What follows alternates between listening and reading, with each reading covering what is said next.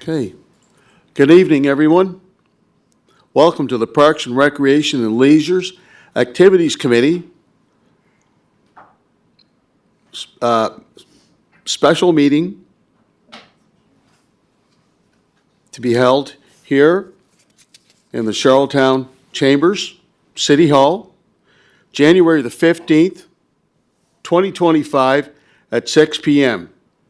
This is, I'll reiterate again, the Parks and Recreation Leisures Activities Committee meeting. Order of business. Call to order. Item 2, declarations of conflict of interest. None. None. Approval of agenda. Moved. Moved. Second. Motion carried. Adoption of minutes of December the 2nd, 2024. Moved. Moved. Second. Any business arising from the minutes? Yes, Mr. Chair. Okay. Page 4. Want to thank the Parks, Recreation, Leisure Committee and staff for their board work, for the work on the boardwalk that extends between Brighton Road and Terry Fox. And as you know, the minister responsible for District 13, Rob Lance, has agreed to provide half the funding. He's waiting for an invoice from us, so the province is in on the cost sharing of that. So it's page 4, the first paragraph. And if you go to page 5, I just wanted to follow up with Frank and staff, Frank Quinn, if we can at some time bring in the Rotary Club, Charlottetown Rotary Club, to discuss some projects that they want to collaborate with our Parks, Recreation, Leisure Department. Okay? Thank you. So just on that, did we receive the funding from the province? No, Frank? can I just answer that? They're waiting for an invoice from us, and they will pay it. Waiting for an invoice. Frank? So Chair Twill through to the mayor. So we just finished the work, just received the invoice, so we just paid the invoice. So now we're going to submit an invoice to the province for half that. It'll be done in the near future, so. Okay, thank you. And it'd be nice to get a thank you letter from the chair, too. That'd be a great idea. Thank you. Well, that's great. That's great, Mr. Mayor.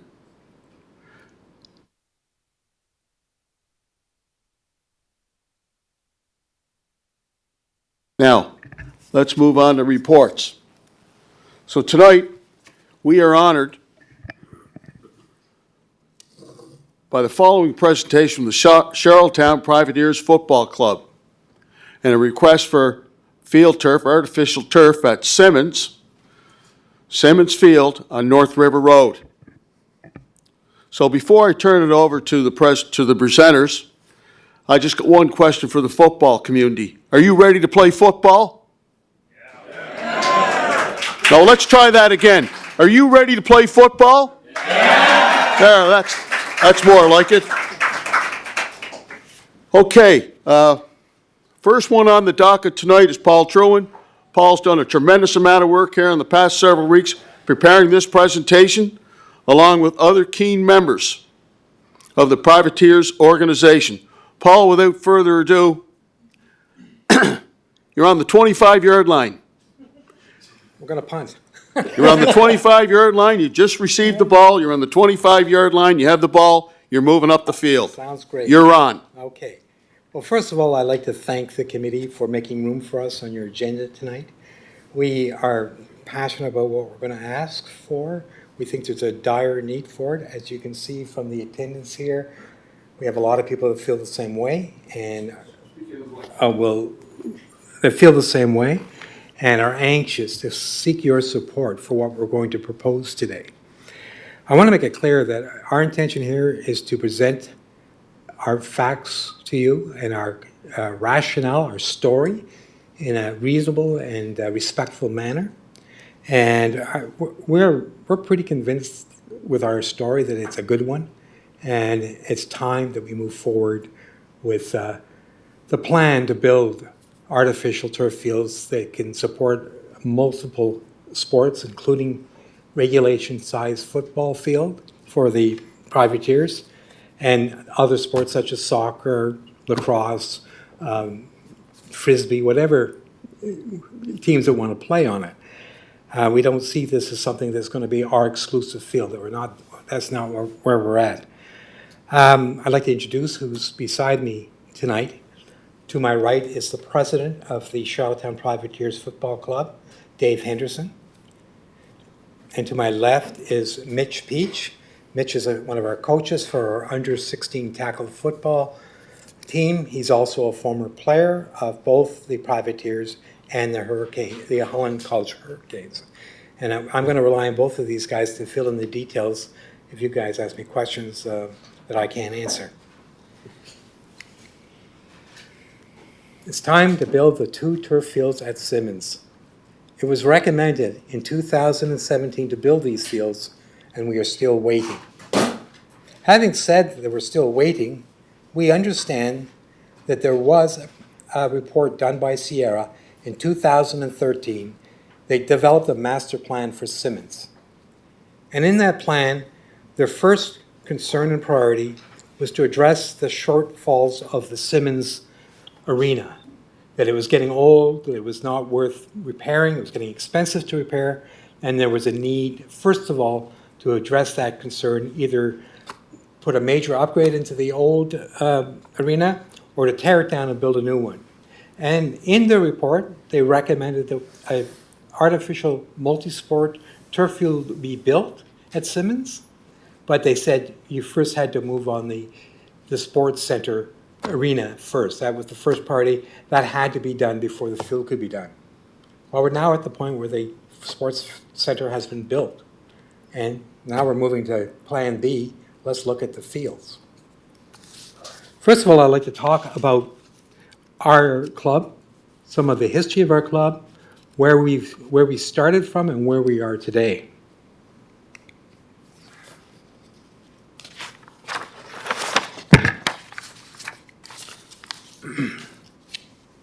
The Charlottetown Privateers Football Club was established in 2009. A field owned by the school board was developed for use for the Birchwood School that would also accommodate a regulation-sized Canadian football field. The field was lacking all the amenities, but still allowed the club members to play the game they loved on a regulation-sized football field.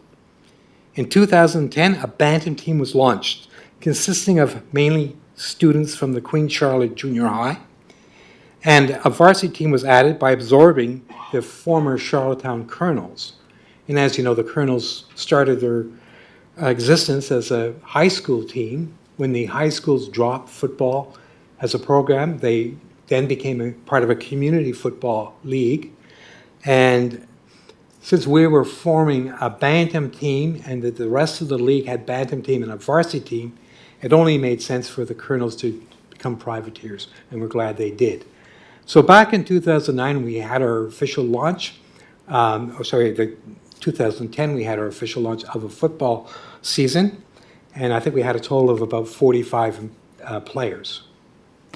That was a rough start. We barely had enough players to put on the field.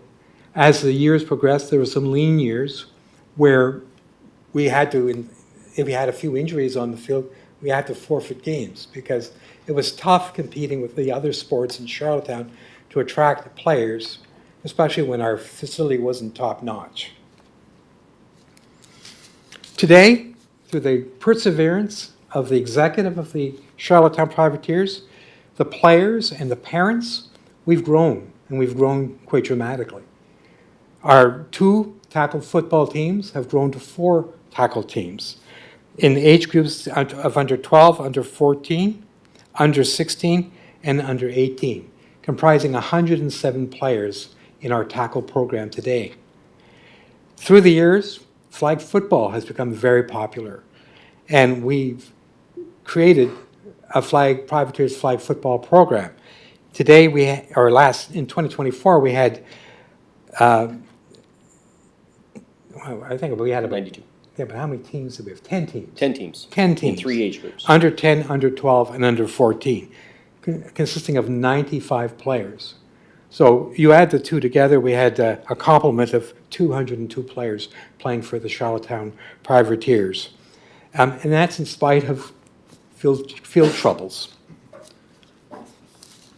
And the reason why the program starts at under 14, by the way, you may be interested, because in tackle, we go to age under 18, is because the high schools have seen how attractive flag football is, and that's now part of their interscholastic program. So for kids under 16 and up, the games are now played in the high schools. Excuse me. The current situation for the privateers. The old field was always seen, well, I'm sorry about that. Let's move along here. No, here. The old field was always seen as a temporary solution. It was often soggy, muddy after a rainfall. Due to a lack of regular maintenance, it became uneven with ridges and potholes. Parking was limited. It lacked essential facilities such as lights, power sources, washrooms, or dressing rooms. In 2023, this field was closed as it was deemed unsafe. The privateers then found themselves without a proper venue for practices or games. What happened is in September of 2023, we were conducting our regular non-contact practices. In the course of a week, there were 2 players who were seriously injured, not by contact with other players, but by stumbling on the field that was uneven, had potholes on it. It simply wasn't fit to play. And we came to that conclusion, and so did the school board, that the field was no longer safe. It's been closed since September of 2023. And actually, at the time, there were some comments by the staff at the school that perhaps it wasn't a good thing to have a football field with 4 football teams playing on that field, because it simply couldn't handle that number of people. Do you have any statistics on that, Dave? I have a limited amount of statistics on that, actually, yes. So 2021, there was a study put out by the Ontario Turfgrass Research Foundation about recommendations for usage number of hours per year on grass fields, depending on the soil compositions, from less than 25% silt clay combination all the way down to native soil with no subsurface drainage or irrigation system. Now, the Birchwood field has subsurface drainage, but no irrigation system. So it falls somewhere between the recommended numbers of 200 to a maximum of 285 hours of total usage per year. That's including overseeding, regular aeration, and mowing of the grass twice a week during the 3-month season that they ran. Well, our program, when I did some rough calculations between flag and tackle, we alone used the field for 282 hours. That does not include any of the school leagues or other user groups outside of the privateers. So it's our conclusion that even if the field is fixed and ready to play again, it probably isn't a good idea for us to be playing on it, because we alone will wear that field out. Here's a picture of that field, and it's an old picture when the field was actually in pretty good shape. Notice the mud. Notice how little turf there is on the field. After a rainfall, that turned into an incredible muddy field. I think the mudmen from the rugby team would like to play there, because we had lots of mud for them. But those were the early days when, as you can see, the field was relatively flat. The kids loved it because they got to play the game that they loved. And I think that was after a victory, so they were pretty happy, but pretty muddy. Okay, so we don't have a field. We haven't had a field since 2023. We were told last year, in February of 2024, in fact, there was a Guardian article in the paper that I just read today that refreshed my memory, that the city was working on that, and that they'd have something ready for us by the beginning of our flag football. Unfortunately, that never materialized, and I'm sure it was in spite of the best efforts. They're not criticizing. We realize there's a real shortage of fields to play on in Charlottetown. We resorted to renting fields, Cornwall, the indoor soccer complex in Stratford, sometimes the UPEI soccer field, to get this program underway. For practices, we were bounced from field to field. Eventually, we ended up at Simmons practicing at some pretty small fields and putting a lot of players into a very small area. So the solution, what is the solution? To build multi-purpose artificial turf fields that will accommodate Canadian football.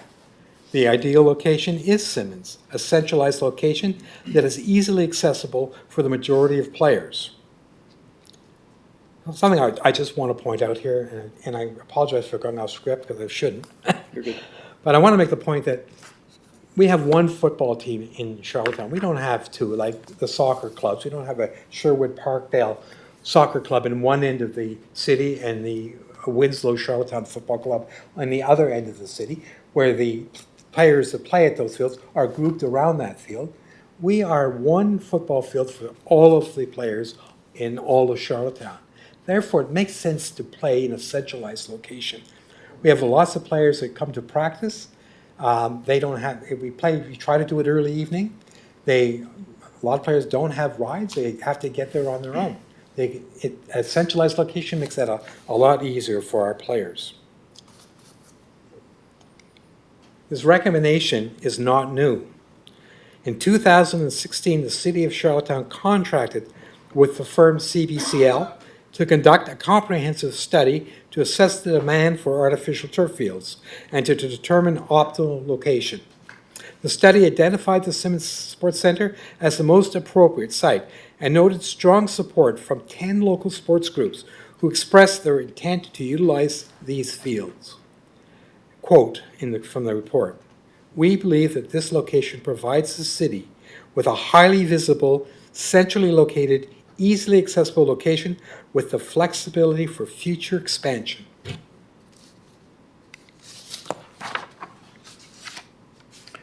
The report showed that 2 multi-sport artificial fields could be built at Simmons with lights and parking. The location would also provide for dressing rooms and washroom facilities by utilizing the Simmons Sports Center. Council said at the time it would use the report as a guiding document for future decisions. Well, it's the future. Let's make a decision. The initial report suggested that one artificial turf field be built that would accommodate football on the main field running along North River Road, and that a future field could be built beside it that would also be a multi-sport field that could be used for soccer and for football. And but they said that would be at a future date. And again, that was 8 years ago, so we are now in the future. And now is the time to move forward.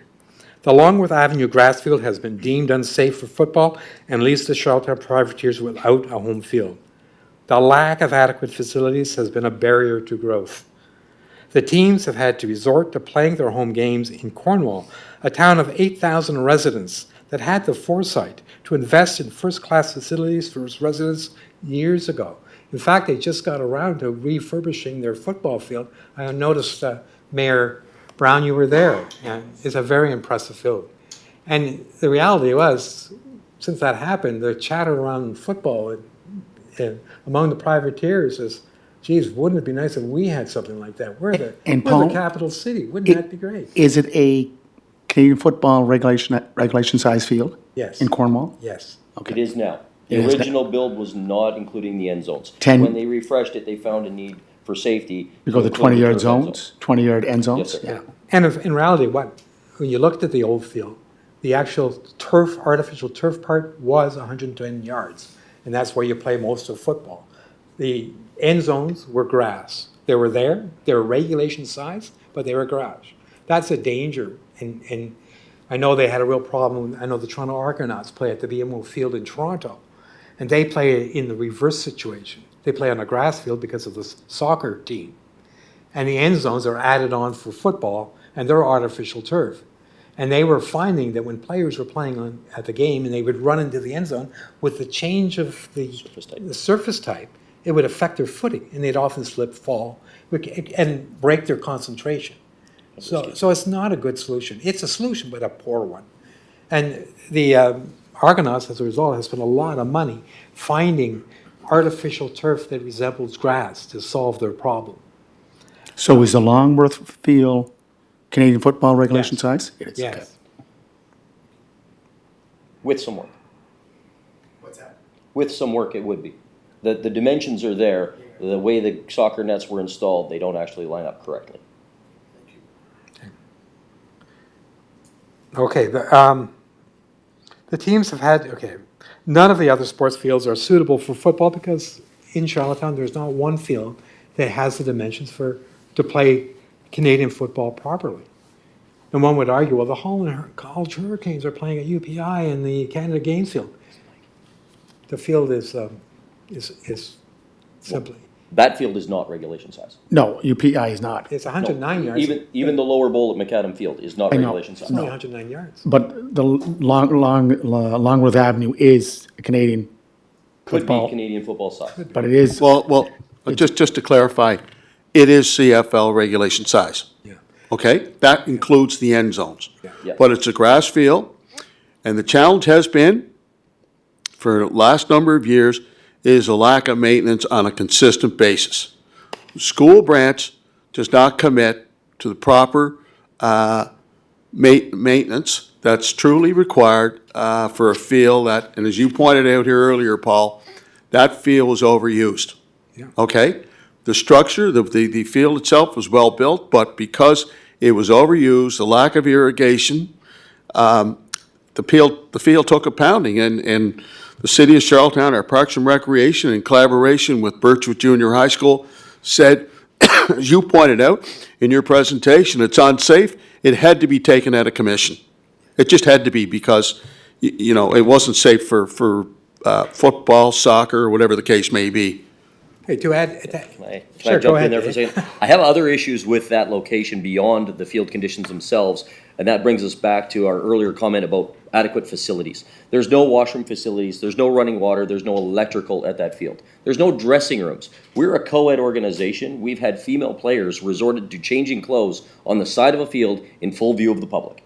That's completely unacceptable at this stage. but Simmons does now, it has access to Correct. washrooms out to the fields, but it does not have access to dressing rooms unless they go inside the rink. There are dressing rooms inside the Simmons facility. We have, and I think I'll ask our manager, Frank Quinn, with the 6 dressing rooms, correct me if I'm wrong, but the thought process was in the fall or in the spring, the outdoor sports would be able to utilize those dressing rooms. Frank? Chair's wheel through the mayor. So that's something we would have to, that we could consider. There was 6 dressing rooms built, so we'd have more flexibility when big hockey tournaments are taking place, and also if there's other users that are using other fields and venues in the location, so. But Paul, I just want to find out, are you asking for standalone change rooms or to incorporate them with the Simmons Aqua Arena saying, facility? since we've got a new, brand-new sports center with washrooms and dressing rooms and a nice community room, we could use that we could leverage that to make our football field really work well. Just another point that I want to make is that right now, we play 3 football games in a row under the football PEI schedule. The under-12s, the younger group, they play a jamboree style on a separate date, but they schedule the under-14, under-16, and under-18 games to be played consecutively. Oh, I'm sorry. To be played consecutively. That's a long time to be at a football field. Like, what's that, 6 hours, Dave? Minimum. We've got, and that's officials, that's players, that's parents. We need bathroom facilities, you know, for that period of time. It's absolutely essential. We don't have, there's no capacity to do that at Longworth if we return to Longworth. Okay, I'm going to go to the next slide. I just want to show you. This is a hazy picture, but it's an impressive picture. This is what Cornwall has. This is their new refurbished football field on the left and their artificial turf soccer field on the left. Oh, right. And all I can say is, wow, you can, what advertising? Cornwall, PE from 15,000 feet. You can read that. Planes flying over PI can see Cornwall, PE in their end zones, which we would love to have. That's what an artificial turf field, it's a regulation Canadian football field would look like. Very impressive. The field next to it is a soccer field. You can see how it's just that much shorter without the end zones. So what we're suggesting is that if we're going to build the 2 fields, let's build them big enough that we can accommodate football on both fields, because that gives us future flexibility for the growth of our program, for our practices, and it's for the city of Charlottetown. We're growing. We're 40,000 people now, and we're going to need this expansion of use. these fields are going to be lit. If they're lit, that means we can play later into the evening. It adds 3 hours of playtime. And here I'm off sketch to cover this in the slides, so I will stop and move on. But I just wanted to show you that picture of what is possible. That's what Cornwall has, a town of 8,000 people. Okay, I'm going to move on. Okay, and this falls right into what I just talked about, inequity. Summerside and Cornwall, with significantly smaller populations, have invested in artificial turf fields years ago. Charlottetown, the largest municipality on PEI, has no city-owned artificial turf fields. Charlottetown, which has a larger pool of potential players, has a greater need for quality facilities. This lack of a field has resulted in the privateers having to rent a field in Cornwall for home games. We are not the Cornwall privateers and need to play our games in our own community. Limited practice time, improved facilities with lights would allow the teams to play night games and to conduct full practices during spring, fall, and when daily hours are limited.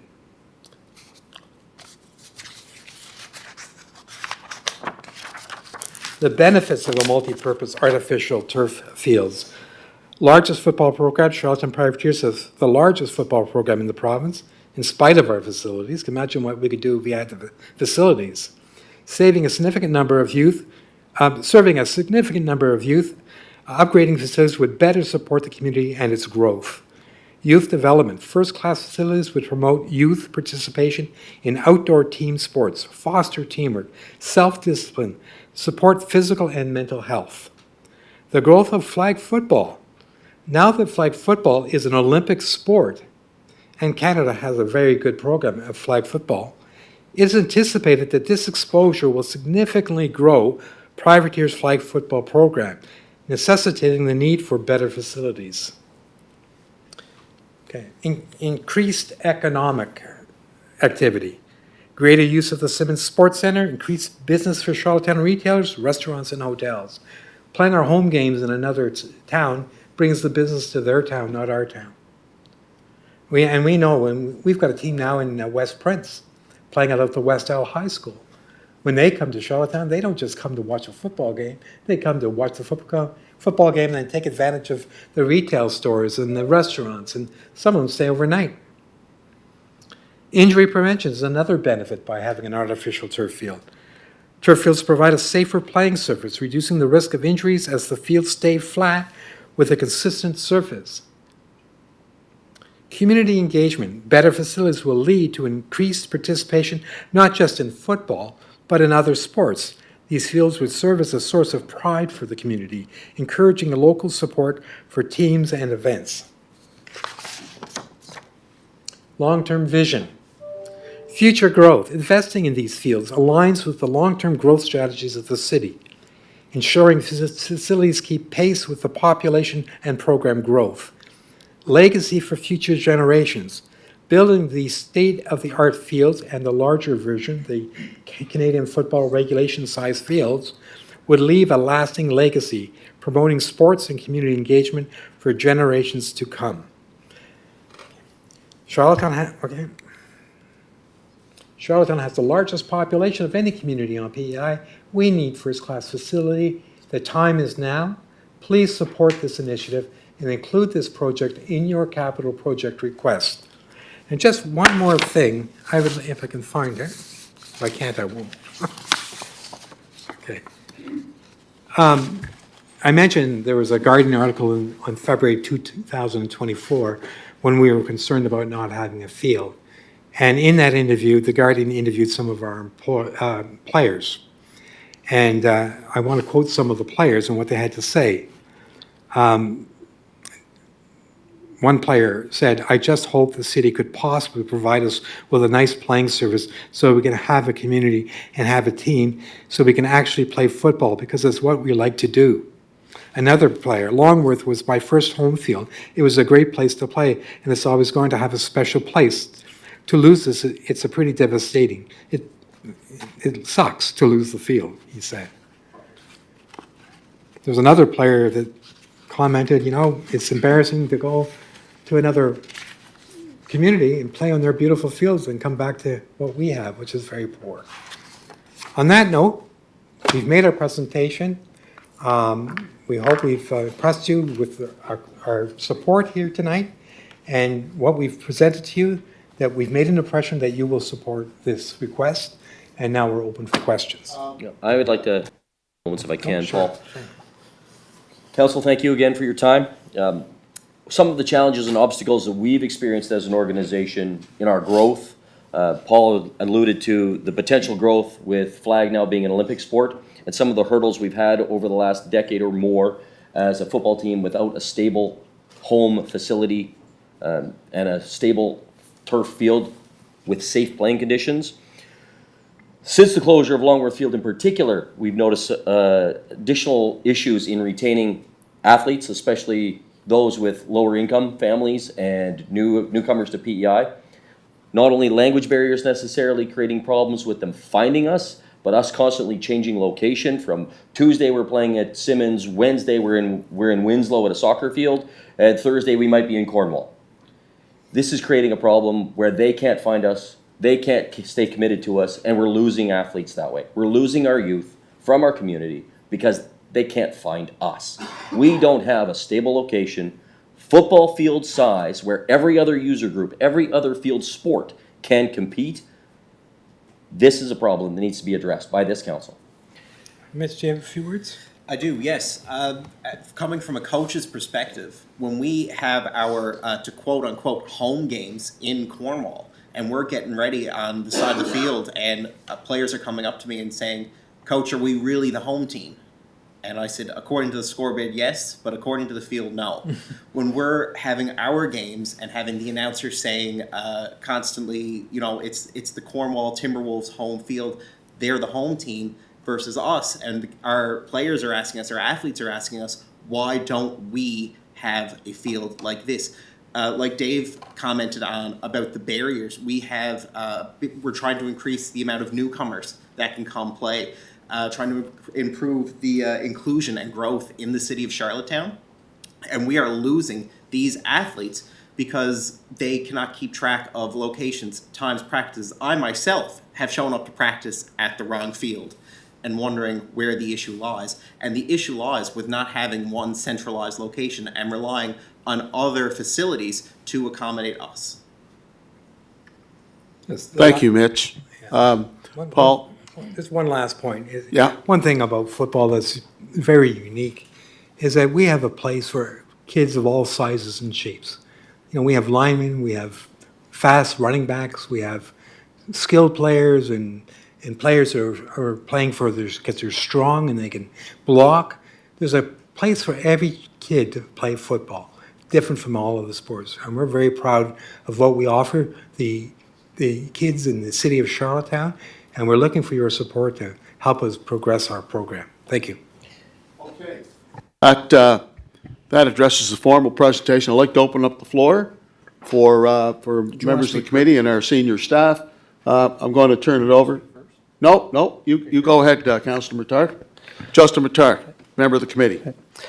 Thank you, Chair. Thank you, Paul, Dave, Mitch, the Privateers membership, and the football community for your presentation here this evening. It's exciting to see the passion and support here this evening. Clearly, you can see that through the numbers. We have a large contingent of people out in the other room in support of this presentation here this evening.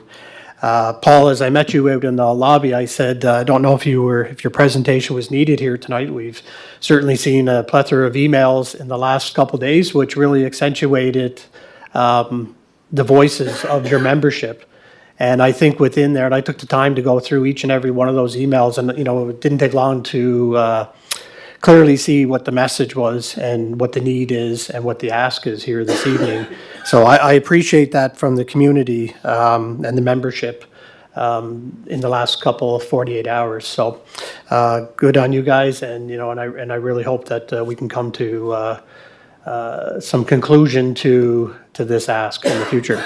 I do have one question, and I think it's important to address. And I know we're here looking at it from the football perspective, but I think from the bigger thing perspective is how do you feel and see this as being a multi-purpose facility with and partnering with other sport memberships or communities. Absolutely. Since the inception of the Privateers program, we've been sharing a field with the schools, specifically with soccer and their other sports groups.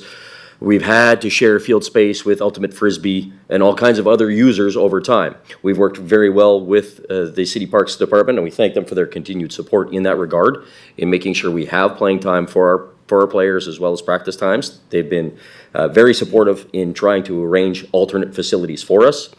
I understand their struggles when the city does not own the spaces required. We see this being a CFL regulation football field that is multi-sport. That is our focus, is multi-sport, involve all of the community, whether it's Holland College for warm-ups and practices or their home games. We're open to that. We would like to see this field built the correct sizes that we can use, because every other field sport can use the fields that we use. We cannot always use theirs. Okay, thank you. And that's interesting, because what I did not hear this evening here, and through all of your presentation, your challenges, was working collaboratively with other sport communities. That was not one of the things that I took away from here as being a problem for the football community. It is purely the fact that you don't have a place to call home, you don't have a regulation size field, et cetera, et cetera. So I appreciate that. You certainly got my attention, and I look forward to, this committee and how we move forward in supporting this. So thank you. Mr. Chair. Mr. Mayor? So, thanks, Paul. Thank you, all of you, for your presentation, and thank you for all the players and parents showing up to City Hall, a historic landmark in our city. So, Paul, you referenced two reports, 2013 Simmons report. And no, I know and these are online, so all people have to do is any resident of Charlottetown, outside of Charlottetown, go to charlottetown.ca, go to plans, reports, and studies, and both reports are there, the 2017 and the 2013. So it took us about 12 years to replace Simmons Aquarina facility. Finally replaced, beautiful facility. Now, will it take 12, 13 years to fulfill the turf field? No, it will not. I think this presentation and show of support only highlights the need of addressing it right away. But Councillor Tweel can tell you back in 2001, we were in partnership with UPEI on that turf field that was built out there by the university. We contributed, I believe, over $500,000 to the construction of that field. And Frank Quinn, who is our manager, and I think program manager, program director at the time, we managed the booking and all the administration of that field, and it was taken back by UPEI. So sometimes partnerships work, sometimes they don't. So that being said, your favorite, and according to the reports, your number one spot is Simmons. But as we know as councillors, every time you get into a planning situation and you designate an area that may be a artificial field with lighting, there will be public response. So if there was is there a second site that we could look at that could accommodate what you're asking here tonight and what you've been asking over the last 12 years? I'll take that one for the moment, Paul. If you don't mind, Mr. Mayor. Yeah, go ahead. I'm open to an alternate site if you have one, but I know that in the report from 2017, the soil sampling and ground support was done to validate that the Simmons Field was the ideal location within the existing city-owned properties. There is not currently a large enough park in the Charlottetown area to house a CFL-sized football field. So if you want to do this project quickly, efficiently, and financially sustainably, this is the location. Yeah, but I think if you look at the report, the 2017 CBCL report, it does highlight the criterion: adequate size, adequate parking, a washroom change in north-south orientation, multiple fields, other considerations. Winslow Soccer Field is all green except one. So there are other, I'm just asking, if you have to build it, we can build it. But that's why I'm asking, is there a plans B site if you were looking at building this facility? I just need that, I don't have a Plan B site located because the soil sampling wasn't done to support that I am aware of from any of the reports that have been that City Council has commissioned to date. I would be open to considering those, but I'm concerned about the timeline on getting that work done. This is past due, in my opinion, and I don't think City Council can afford to wait and delay to do further studies and searches when we've already commissioned and paid tax money to have the report built Yeah. that said Simmons was the preferred and ideal location at this time. Now, that was 2017. Right. This is 2025. that's right, 8 years, Yes. yeah. We can't wait another 15 years. No, I So know, we need but- to move on this now. My concern with some of the secondary locations, such as Winslow, as you referenced, I is the just proximity referenced that. to the inner core. I reference that only because it says in the report of the 217 CBCL reports, section 1.4, location options review. I'm reviewing the criteria. It doesn't talk about soil samples there. It just talks about adequate size, adequate parking, washroom changing. Like, we are that- committed. We are committed to do something. It's just that, you know, you always need a plan B in case we can't go with plan A. So if you're looking at something, you don't have a site right now for plan B. I think I'll jump in here, Mr. Mayor. I think the whole essence of the presentation is representatives from the Privateers Football Organization. I think they did their due diligence. They reviewed the reports. They've talked to the players. They talked to the supporters. This location works for a number of reasons. And, you know, you talk about parking. There's opportunities for parking. For example, Colonel Gray Senior High School, there's 2 big parking lots. There's a parking lot that is utilized at Spring Park Church, as well as the big parking lot now that we have in front of Simmons.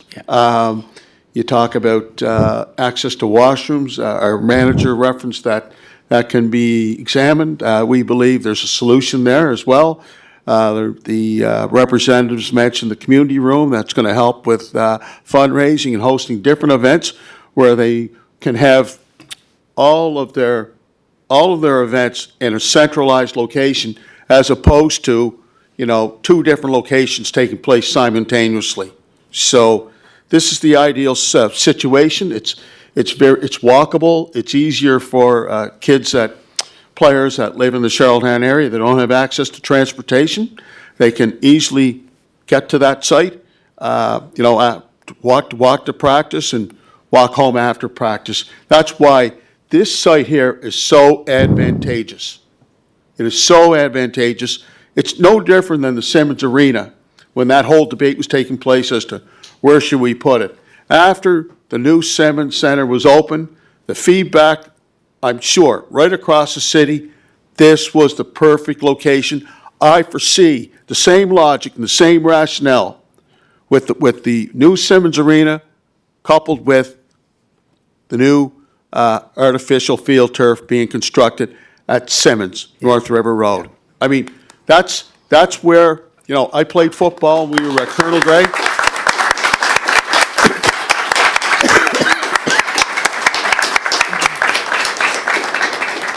Thank you. And you know, as pointed out here by David, taxpayers' money was spent on 2 studies that were completed, and we'd like to stay within the confines of those 2 studies. Those are good recommendations. We learned, you know, the field turf, an artificial turf that was talked about, say, 20 years ago, and the field turf today is much different technology. It's much more player-friendly than the old artificial turf of 30 years ago.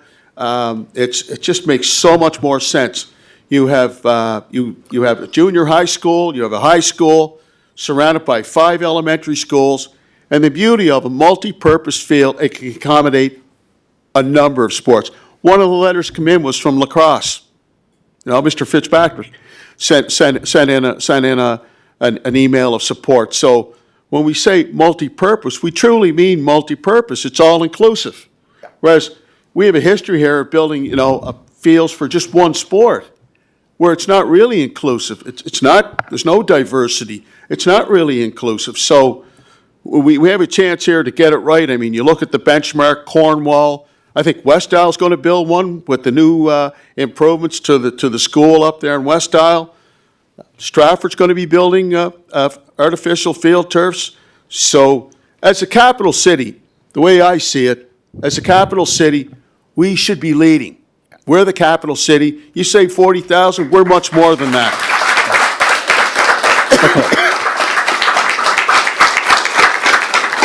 So that's how I view it. Thank you. If I can just finish my. Oh, go ahead, sir. Okay. What has to be done here is that we have to build the field, okay? That has to be done, okay? I know that. But I have a pass in, when we first built, we were looking at building Cary, the Cary facility. The first site was on the experimental farm. The outrage on that was that it had, luckily we had a Plan B site that went to UPEI. My fear is that as a city government, we have to be always aware of the concerns of neighboring properties. So that's why David and Paul, I always like to have a backup plan. We have to build it. I understand that. Look, as I said, the study for Simmons was 2013, 12 years later. Now, we're not going to take 12 years to build a artificial turf field. It's going to be done long before that. It has to be done this year or next year. But the point is, I always like to have an option. And if we can look at an option just to be on the safe side, so that we will, if Plan A doesn't work, we immediately go to Plan B. That's why I say it for both you, David, and Paul, and everyone that's here tonight. So don't take my comments or my critical analysis of what we're doing here as I'm against it. No, I'm looking for the options that keep this whole process moving forward. Thank you, Mr. Mayor. I appreciate your comments. I'd like to now open up the floor to our senior management team. Frank, Christopher, any questions for our presenters or any insight that you'd like to provide? Chair Tweel and committee, I guess I'm just taking the information in, and I know we will be discussing our capital budget later, and the actual artificial turf field is one of the projects that staff are recommending for committee's deliberation.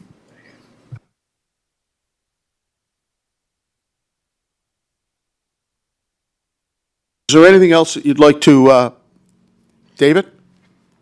To the Honorable Mayor's point, let me ask the management of Parks and Rec that are present here today then, if the recommendation to go ahead with turf is on the docket for discussion at council outside of this meeting, what is their preferred location and do they have a backup location identified? Yes, so through to Chair Tweel, through to Mr. Henderson. So we are proposing Simmons as the location, since that was a recommended location in that report. And we do have other ideas of possible locations, but there is limitations. There is some restrictions to the other locations. So Simmons is sort of the location that is proposed as preferred location.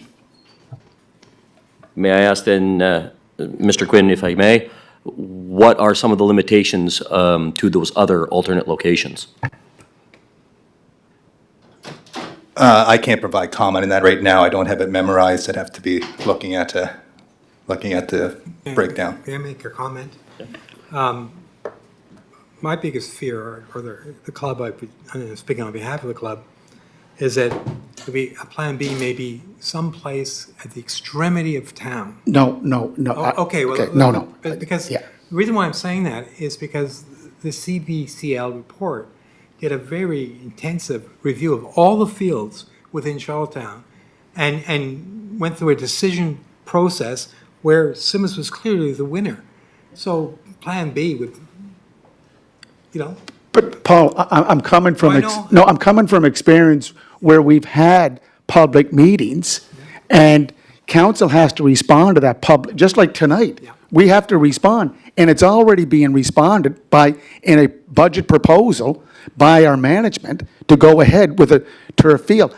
Again, I'm trying to be a realist, and I'm not, don't take this as being against the proposal, and don't think that I'm looking at putting it out by East Raleigh, M&M Home Furnishings. I am looking at something that we need to keep this process going. Always a Plan B. If we didn't have that Plan B for the Bell Alliance Center, heavens know where we'd be with what we have out there now. So again, it's just being a realist and being in this kind of a situation. Thank you for that clarification. Thank you. I appreciate that. My concern with Plan B is that Plan B is to make this a turf soccer field, not a full-size football regulation field. So as long as we have commitment to that, It's a football we can regular discuss CFL. alternate locations if needed. If, I think, yeah, I think the point there, if needed, if required. Is there anything else that anyone would like to ask or offer before I call this portion of the public meeting to a close? Mr. Chair, I'd just again like to thank the organizers, Paul, David, everybody for showing up tonight. This is an opportunity where politics, government works with public participation, so I appreciate all ages coming out here tonight, and thank you for your presentation. Thank you.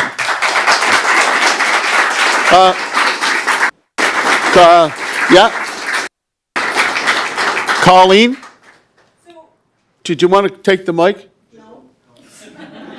I really am loud enough, I promise. You have to, no, you can't hear. Sorry, Chris, I'm over your shoulder. Just grab a seat right there, Colleen. I'm not against a second location. I just fear that it can't be, it has to be city-owned land. It cannot be run by the school board. No. It has to be, okay. Yeah, that's, I want to make it quite clear. Perfect. I don't want you leaving here that we're going to be working with other partners. It has to be our field. We will take care of it. It will be CFL regulation size field. We do have the John Street or Longworth Avenue field, but that is not possible because of drainage and so forth. So, yeah, let's make that clear. But again, I just want to make sure that there's a backup plan so that we can keep this project Okay. moving forward. Chair, I just think let's not leave here under this premise of a backup. Let's cross that bridge when we come to it. Yeah, if we Let's have to, leave if we here- have to. Let's leave here on the premise Here, here. of. Here, here. Okay. I agree. I agree that Okay, we're- no. we're going forward, and that's Okay. what we discussed in the budget I tonight. want to thank Councilor Bernard for I know you had another commitment, and I'm sorry about, Thank you. Yeah, thank you. And obviously I missed the meeting, but I guess you guys know there's money in the budget for turf field, $3.4 million. Our country's 2.9, and I think we're looking at Simmons Field. yep. Okay? Okay, thank you, Terry. I don't know when the second would come in, but anyway. Look, I can't tell you how much, this is near and dear to my heart. Okay? Football's near and dear to my heart. One of the reasons why I ran for city council, a major reason, back in 1994, because I wanted facilities built.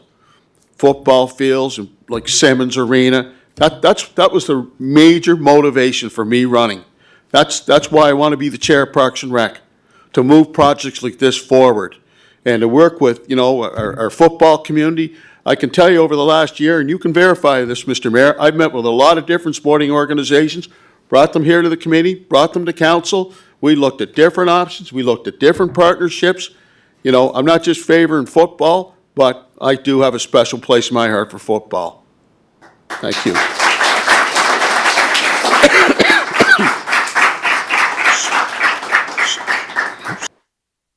I want to sincerely thank each and every one of you. We're going to get to our agenda, our next report. We'll probably reconvene, Paul, for a debriefing. Debriefing at the same place, same time. So thank you, and look, you're welcome to stay. We have an open government here, you're welcome to stay. Open, transparent, and accountable, and the mayor will buy the pizza afterwards. Thank you. Okay. Thank you very much. Thank you. Okay, let's see now. What? Chair Twill, if we can just sort of wait until people leave, so it's, I want to use the washroom. and that's, I believe, some people might need a short break.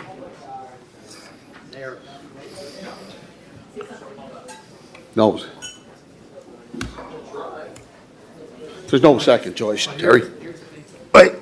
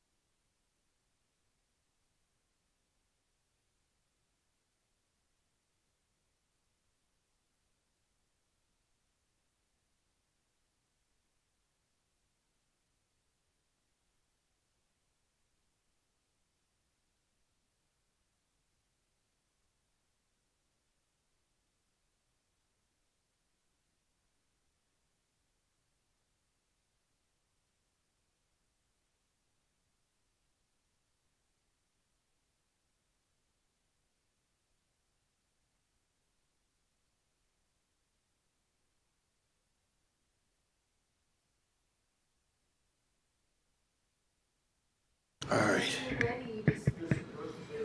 Okay. Okay, Frank, do you want to? I think we're ready.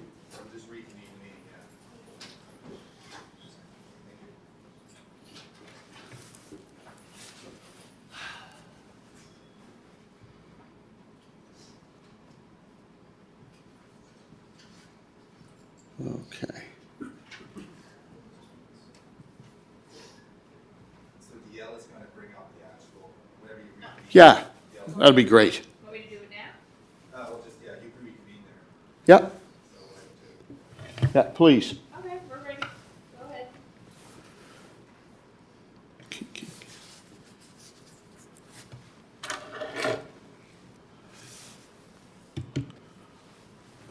All right, so, Can you enlarge that a little bit?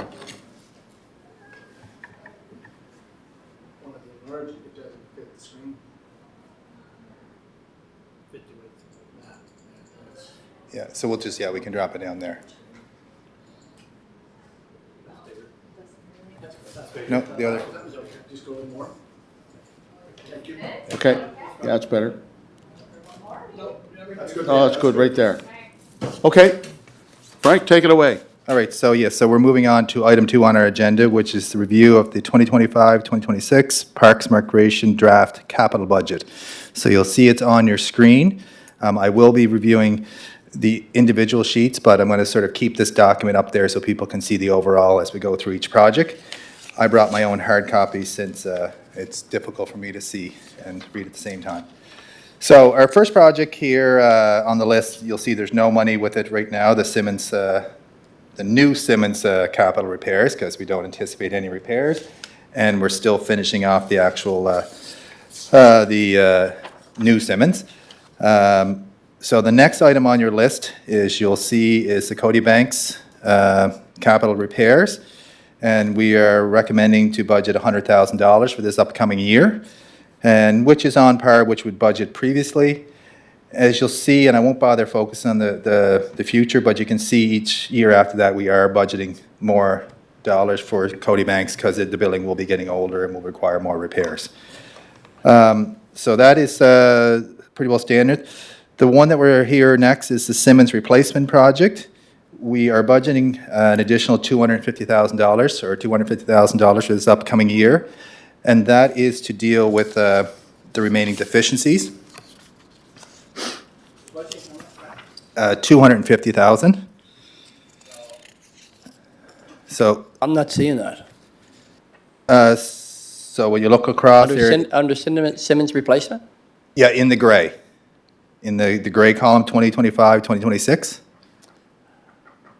I see 2.7 million, then I see forecast 15 million, 19 million, 15 million. Yeah, so keep going across to the next Third, line. the 5-year capital expenditure? Yeah, so the 5-year, but it's, so this year we're budgeting for is 2025, 2026. So that's the line that I'll be referring to, right down there. Perfect. Under the 5-year capital expenditure. We're required to put forward a 5-year capital expenditure with regards to the MGA. So just with regards to, I should have just jumped back, Cody Banks, what we're recommending underneath that project is actually adding some heat pumps to the building, ice plant upgrades, back access driveway and dump area needs some upgrades, and then we also need new tables and chairs for an upgrades to the Maplewood room. So that's within that $100,000. The next one is the Simmons Arena replacement. Sorry. Sorry, yeah. Right, I just want to be able to follow along. When we're looking at the 25, 26 project totals, when you were talking about the Simmons replacement, I can clearly see how you're projecting to spend, forecasting to spend about 34 million, 34.2, right? And then an additional 250 for a total of 34 million, 479, right? Correct. When I look above and try to do those same numbers, I don't get to that. I don't get those. Like, where did the 412, 276 come from in the Simmons capital repair estimated for 25, 26 as total project for that? Because there's nothing, you're not budgeting any expenditures for 25, 26 in capital. And then you got 12,760. Is that an error there in the 4? So what you'll see here, and so I know it's, so the project's total forecast to March 31st, 2025, that 412,276 includes that amount, and then it includes the forecasting for the next 2026, 2027, Oh, okay, I see 2028, what you're doing. 2029. Okay, I see I what would you're ask that people don't necessarily focus Okay, on that, because okay, that's the I get it now, future, and okay. things change a lot. No, I get what he's doing now. I was just asking people not to focus on those future years, because you'll get bogged down in all that information. Yeah, just stick to the, Yeah. 25, 26. yeah, 25, 26. 2025, 26. Yeah. What it's showing is what it, I guess overall is shown in 5 years, what it's costing down the road, what you're gonna have to Yeah. spend additional Right. money, so. Yeah, yeah. And that could change, that could change, it will change. So we're on right now to the Cody Banks, or no, sorry, Simmons. the Simmons. And of course, blue is not the best setting in the background. So this is to, the $250,000 there is to cover to purchase a level ice system for the ice resurfacer. It hasn't arrived yet, our new electrical one, but we are getting one, so that's something we need. Install an alarm system. Right now, we have cameras and everything in the building, but we feel there is a need for an alarm system, and that's partly if a door gets left ajar, it'll set off the alarm, so that staff will be made aware of it. It's really difficult when you're going around with that many exits and entrances to a building, that a door malfunctions or whatnot, or someone accidentally leaves it open. Then it's also to address the arena doors from the dressing rooms. So these are the doors that are entering from the dressing rooms up to the actual ice surface. Right now, they're actually double swing doors that are solid. So we have to change those doors that they just swing one way and they have a window in it. It was one of those things that until you see it actually working, you don't see it as potentially being an issue. I did see it, and it is dangerous. Yeah. It's a swing door, there's no window or anything, and I think a child's already been hit, so. Yeah, there hasn't been anything yet. We've been monitoring, are able to see that on our cameras, but we want to be But it'd be, Yeah. it's not safe. Yeah. Then we're looking at also additional security cameras in the arena. We have security cameras all around the outside of the building, in the hallways, the front area, all those areas. We don't have cameras in the actual ice surface areas, so we want to put, 4 to 6 cameras up there that will be able to watch the walking track, see onto the ice, and see some other locations that are blind spots. Then we also have to reinstate the area next to the field. So there's an area that was set up for when they did their work on the site, the contractors. So we have to reinstate that area. We need to connect walkways around Simmons. We put in the ones going to the building, but there are some voids where we need to have some connections made. And we also need to install a sidewalk or AT pathway from North River Road. So right now, we're working with the Public Works. They're going to extend the sidewalk from Queen Charlotte to just past the entranceway at Simmons. And then we're going to look at putting a sidewalk AT pathway into the rink. Again, I'm glad that we had this presentation from the Privateers football. That design from 213 with all the pathways interconnecting the fields and the facility, the Simmons Aqua Arena facility. That pathway, I'm talking about specifically about the pathway between Queen Charlotte and Colonel Gray. That's still there, Correct. right?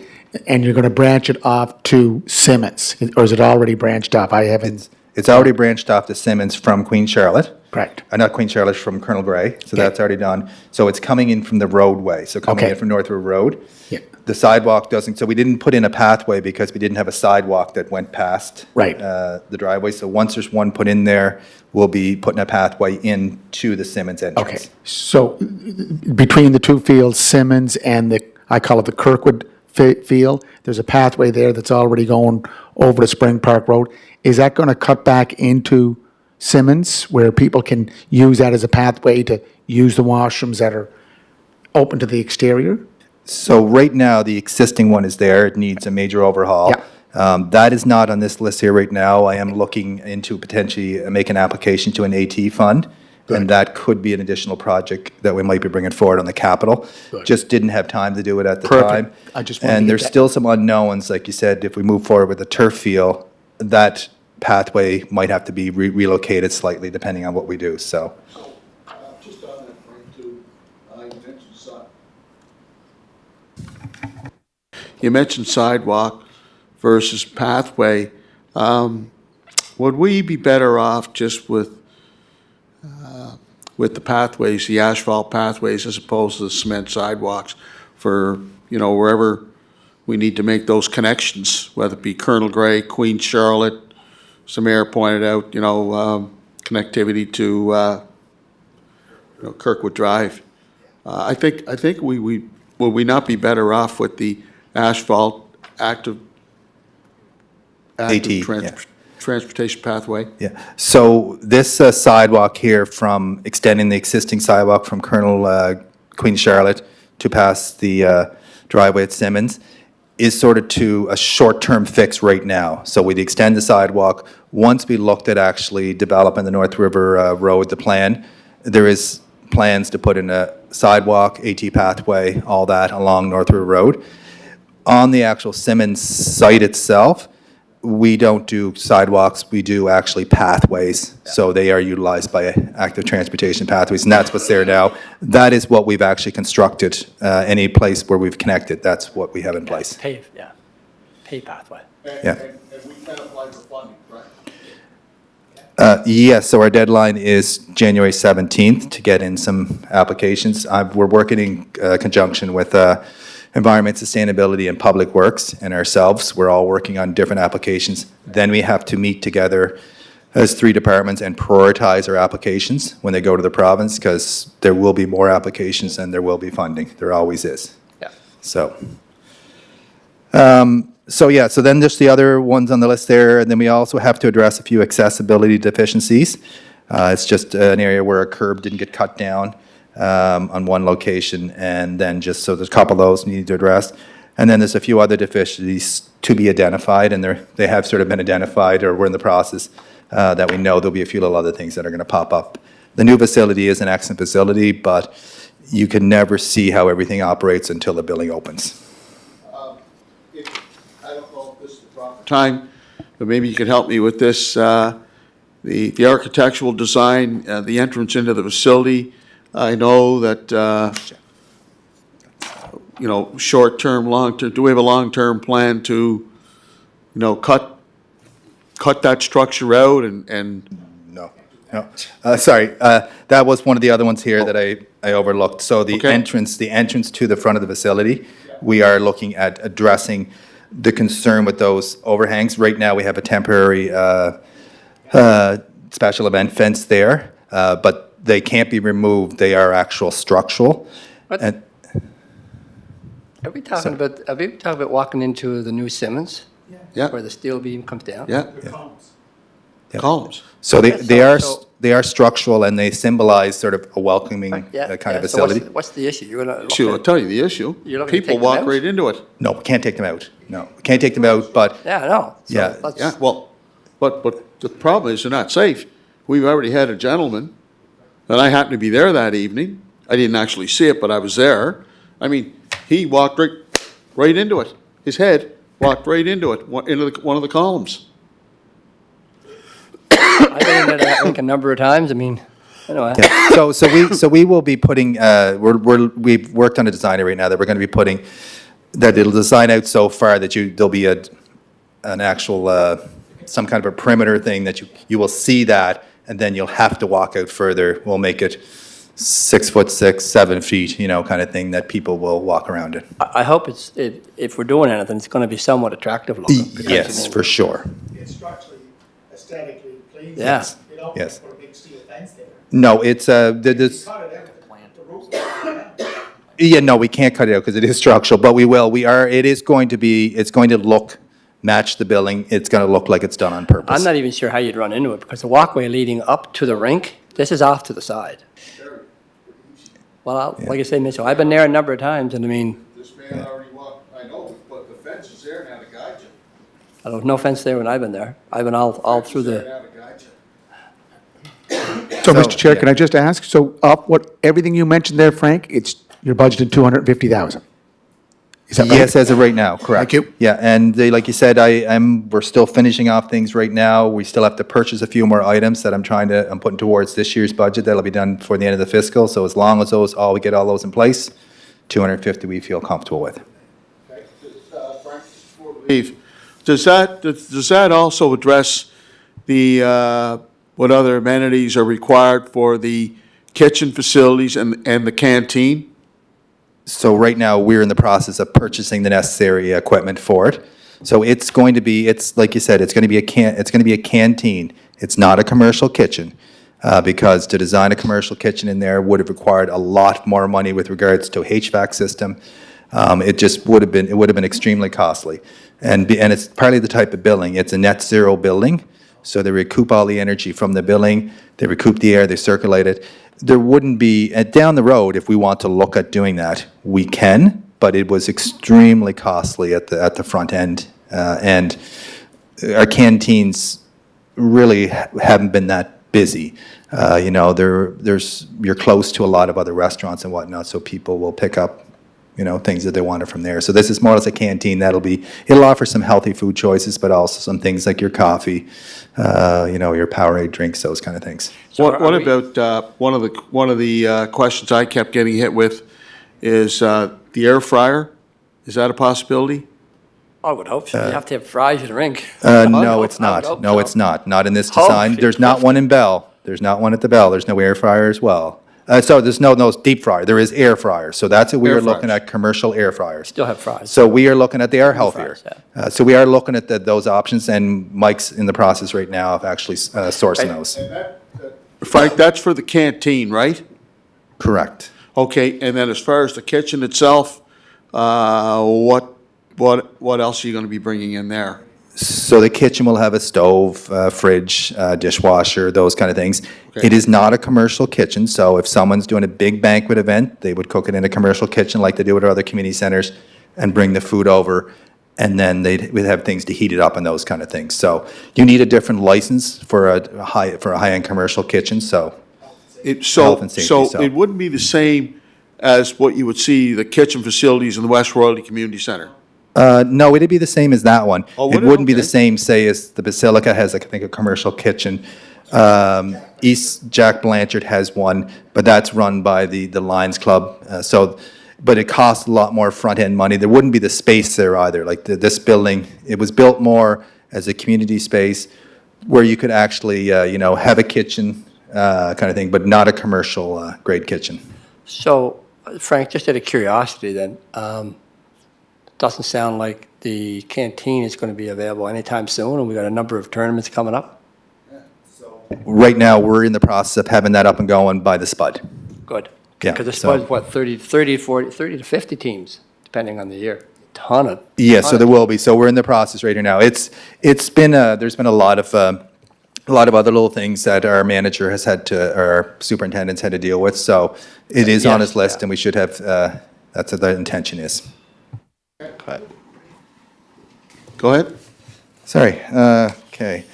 So moving on to the next project is our playground equipment. So our parks. What's it called? Sorry, park development and playground equipment heading. So first one is our playground equipment and sort of in park development. Now, what we're recommending, our budget you'll see there is $450,000. I wanted to compliment the staff last year, or this year, I guess it is. We've pretty well completed all of our installs that we've had that were held up due to COVID. We got behind, so pretty near everything has been installed. The only one left to do, I believe, is Evergreen Park, and we ran out of just end of the year. It became too difficult. The ground became too soft and whatnot. They got the pad there, the structure's built, but because of the install, they couldn't get it in, but that'll be first one in the spring. So we've caught up, which is great. But having said that, we have a lot of other playground equipment that needs upgrades, and we also have a lot of new park property that needs to be developed. So just before you jump into the Sure. playground equipment, Frank, just a couple more things I want to ask you. So during the tournament there didn't seem to be any heat? Is that, are we just behind in that, or? So right now. Even in the warm room. Yeah, so that's, I know, we were going to remove the warm sign. But anyway, so they're still doing balancing. So what's end up happening is there's intakes and outtakes with regards to, because you're recouping the energy from the building, so the chiller unit. So there's still balancing needs to be done, which means there's some sensors are not working. Intakes and outtakes locations are just being confirmed. So that is all being looked at right now. It's just taking longer.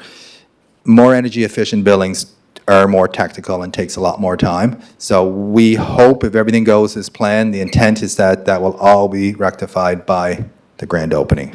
So, Frank, is that just for the warm room, or is that for the seating also? So the seating is pretty well what it is. There might be a slight change, but it is an outdoor, And it wasn't it is too a bad, ring. if I've Yeah, been it's not honest. too The warm bad. room I thought would be- The warm room is the concern. We're also having an issue with, I think it's referees' rooms weren't quite where they're supposed to be at. Even the superintendent's office wasn't quite where it's at. Dressing rooms were pretty good. So it's just, it's because of all the heat going to different locations, and some of them are going longer locations than others, so it seems to be the second level that we're having a little more challenges with, so. Okay, and my last question on that, there was a bunch of young kids running around looking to refill their water bottles, and I don't think there was a place to refill them. There is water refill bottles in every single dressing room, They're in the dressing room. every single dressing room, yeah. So, okay. So after we in the restroom, we get some water. There's You- none outside then. Do right now, I'll have to see if it's something we could add at They a up and running? public location. The ones What's in the that? The ones in the dressing room are up and running? Yes, yeah. What about, That's good to know. when I it had comes to known that, I water would've told bottle them. refills, are seniors that are, just walking, is there a place, do they have to go into a dressing room? We'll have to look at it here right now. It might have to end up being one of the washrooms. I realize that could be a deficiency, so that's good. Krista's writing that down. I can't recall where all the locations are, but I know they're in the dressing rooms and they're in the referee rooms, so The water, refill. Perfect. They're right connected off to the sink. They're an actual, you hit your bottle on and it fills up. Okay, so, the only, what else was there when I was unnoticed? Cell service. Is that something that's coming, or just the steel in the building that makes it obsolete? So it is the steel in the building. What we ask, anyone that comes in there and wants Wi-Fi, they can you can go in. It's not, our Wi-Fi isn't locked. It is the fact most big steel in buildings like that are. And also Simmons has always been a challenge location. It even was before. I know. So it's just made it so you can lock into Wi-Fi. Even Mike, when he goes over there, he has to lock into Wi-Fi so they can receive What calls. do you mean when you say lock in? Well, you just bring it up and you actually log in. Sorry, I meant to say log in. Sorry, my log into Wi-Fi. Okay, so there's a password that's posted? No, It's just you connect to it. You connect to it. It's open. It's open. It's an open network. Yeah, there's no password. What do you call it? We've understand that the actual school kids are doing it because, like you said, the free Wi-Fi, but the actual, it's not great cell service there. Same as Gary, Bill Line. Yeah. It's a big steel building. Yeah. Yeah, but I'd like to know what you mean when you say you just walk in and log on. Log on to what? Open Wi-Fi. What do you mean Wi-Fi. log on? Because usually it's a password or a code. You No, log on to no, it. it's open. It's open. So it's, Same thing. yeah. Okay, so the way, Wi-Fi. You bring it up and you say available networks and it'll show it on your phone and you just hit it and you're good. okay, Yeah. okay. Frank, on the canteen. Your mic there, Mr. Chair, yeah, just want to make sure you're on. Thank you, Mayor Brown. I want to thank you for your consideration and kindness. Means a lot to me, sir. Frank, on the canteen and the community room, on the canteen, are you going for requests for proposals for someone to, or anyone who wants to operate the canteen? And secondly, have you arrived at a cost for the community room? So people that want to rent the facility? Yeah, so as of right now, we're going to be operating the canteen ourselves to start, but we will be going out for requests for proposals to see if there's any interest or expression of interest, anyone that's interested, kind of thing. So, and then with regards to the community center room, we have started doing some programming in there, I believe just our own programming. And once we get those kinks worked out, then we will be offering it, for rental. It'll probably be, I think, similar to our other community centers. Probably be similar to other community centers, and that'll be brought forward during the operational budget process. I will say that a lot of people are impressed with the new rink. It's gone over well. So, again, I'd like to thank you, Frank. You and I worked on that quite a bit before construction started. Good plan. It's working out good. You're getting a lot of good comments on it. So, Thank you, stuff. Councillor Bernard, and I'd like to, my big thank you to Mike White, who was my Yep. co-project manager and who did an excellent job. yeah. Sorry, I can't see that. And it's great to see, I've seen a number of seniors using the elevator to get up into the warm room, which was nice to see. And then one of them had a walker, so I didn't realize, once you get up to the top floor, then there's another little, I don't know if I want to call it an elevator or a lift, but there's a lift to take you up into the warm room. It was great, because once you get up there, I got thinking, how is you going to get into the warm room, because there's 5 or 6 steps, but anyway, it was great, great. I think too, Councillor Bernard, the word is out now on the walking track. It's free. Oh, it's not only free, I mean, a lot of people still, even with the opening, didn't realize we had a walking track. And that word now is starting. And that could add it late, because it was going to be on the floor. But you know what, the good point, it'd be nice to have a water refill on the track, if that can Yeah. be put in at some point. Oh, yeah. Yeah, so well, I'm not, I have to check that, I have to confirm. I can't recall all the details in the facility, Your Worship, quite. What's that? But there's no water fill up in the track though, right? I don't believe there is, but I will confirm that, and Chris will put it down here and we'll look at it to see if that could be a small change order. Okay. Nope. Go No, ahead, Frank. it's a great facility. Good job. Thank you. All right, so we'll move on to the next item there, if that's okay with everybody. So as I was saying, playground equipment and park development. So replacement of new playground and replacements and new playground installs at Desperate Park. We need to remove and replace a medium structure. Now, these are that are actually done by our playground inspector. So when they reach a certain level and they're not deemed to be meeting the safety requirements. So then there is also Rosedale Park that needs to remove and replace a medium structure. Skyview Park needs to remove and replace a double bay swing. Stockman Park need to remove and install a medium structure. Meadow Park need to install a new medium structure and double bay swing. And Meadow Park is a new park that we did all the grading and landscaping work this year.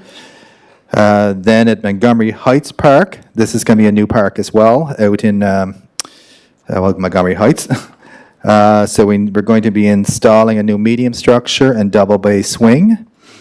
Jack Muse Park, we need to remove and replace an independent structure. And then we also need to do, with all the installs we did this year, we were wanting to get all the installs done.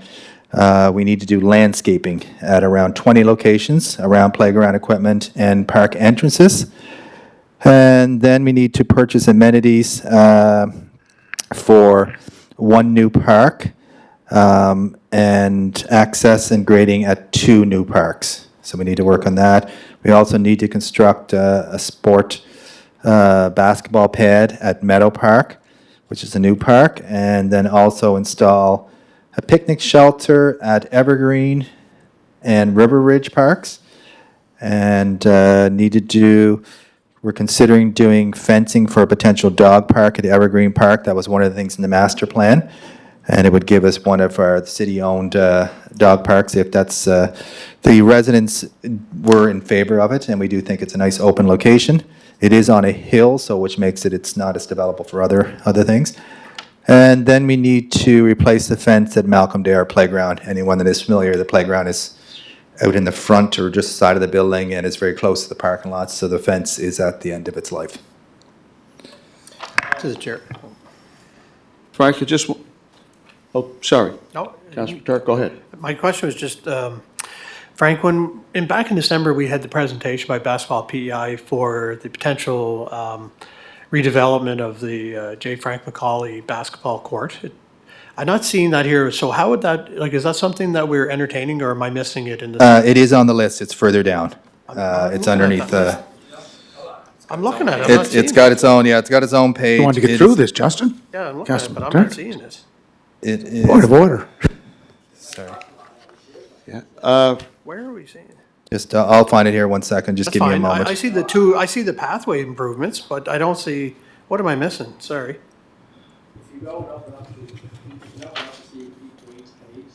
Yeah? Okay. Well, that's good. I'm just not seeing it, but, It's under the sport facilities and buildings, and it's the outdoor basketball court and pads.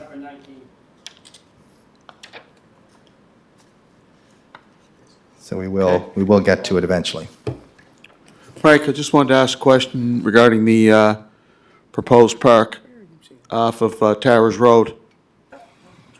Is that in your, remember we talked about that over the last number of years?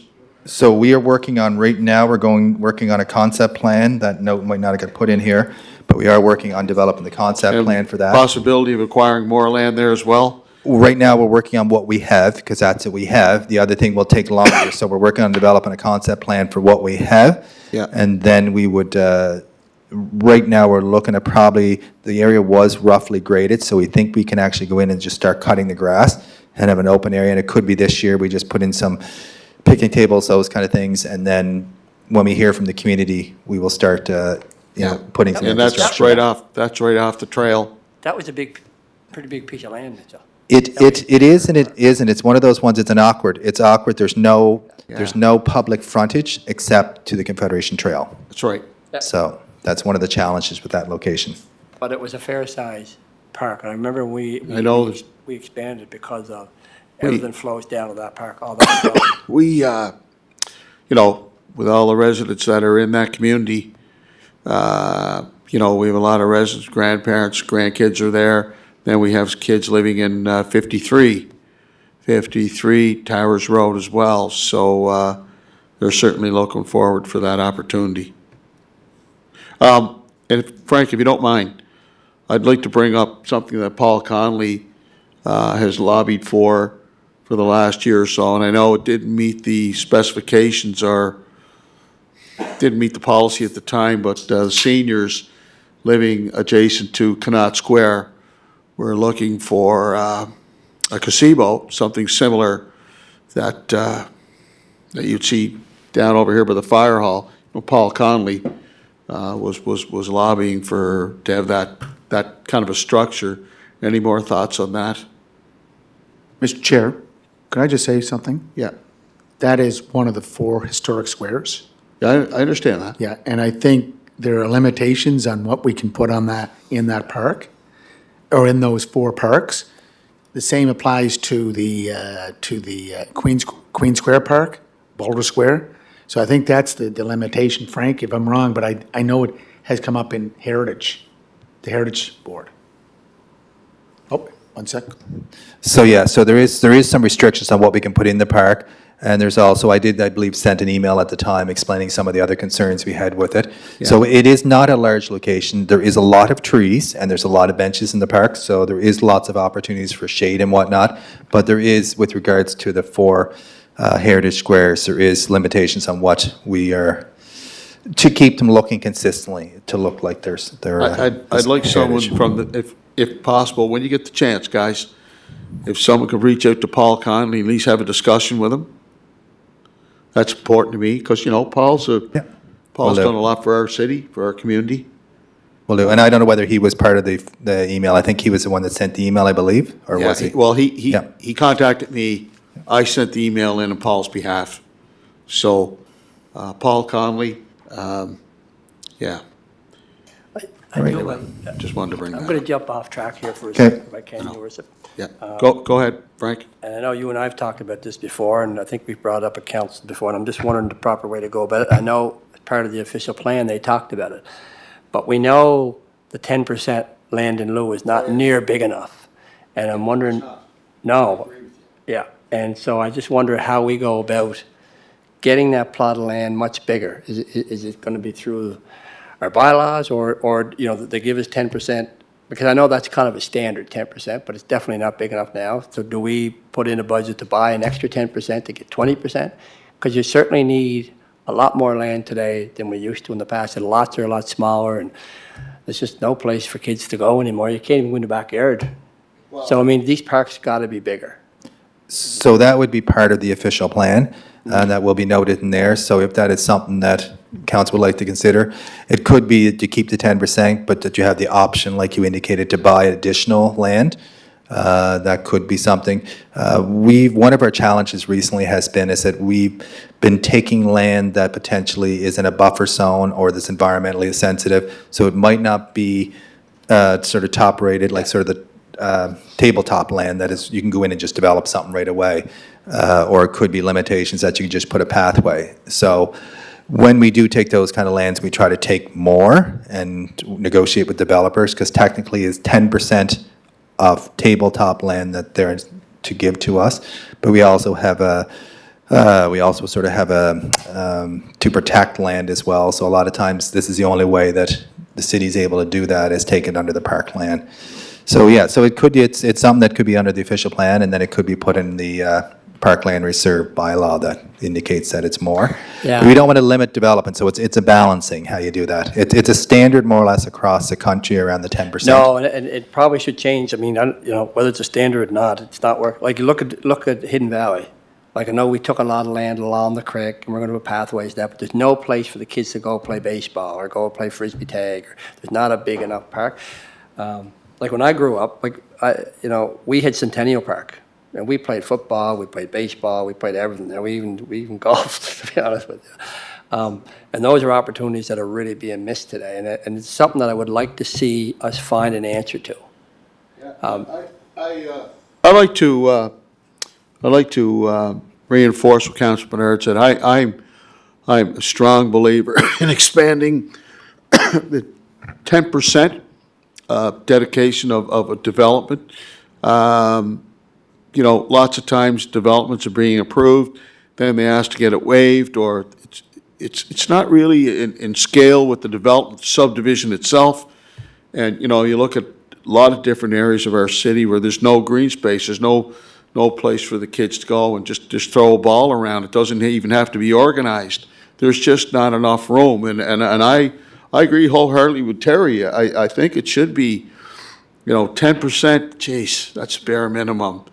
We're trying to push more active participation when it comes to passive recreation.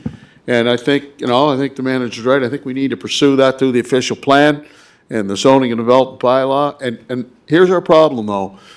One of our challenges, a developer will come back and say, well, we'll give you cash in lieu, and, it gets approved by council or it goes through Parks and Rec, and we've got to say no to that stuff. Yeah, I think there is places where cash in lieu does make sense if there's already a park there and so on, and it can improve it. I just think that the footprint we're getting is not big enough, and moving into the future, It's not. I think we got to start now. We got to get that footprint a lot bigger. Especially when you're building buildings that are, I know. 5 and 6 stories high. I mean, Yeah. where are the kids going to go?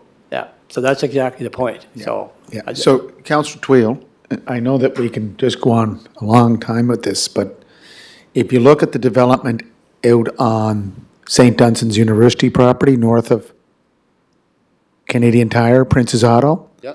all that development, the 10% we took was Ellen's Creek. and that's just the point I was making, same as Yeah, Hidden Valley. and then for the proposed development out in Hillsport Park, the 84 acres for housing, like, I think 1,400 units, all the green space will be to ensure that we have a 30-meter buffer zone. And we might get one park inside the 90-meter buffer zone, it's 90 90 meters or 90 feet. meters. Because I went to the minister, we talked about it. Yeah, so that's where our green space is going. But Yeah. if we're looking for more, then we'll be paying market value. The only thing No, is, no, you don't have to pay for more. Once it's in the zoning and development bylaw, then the onus is on the developer. He's got to provide that. it's actually 100 meters. It's not 90, it's 100 meters. Yeah.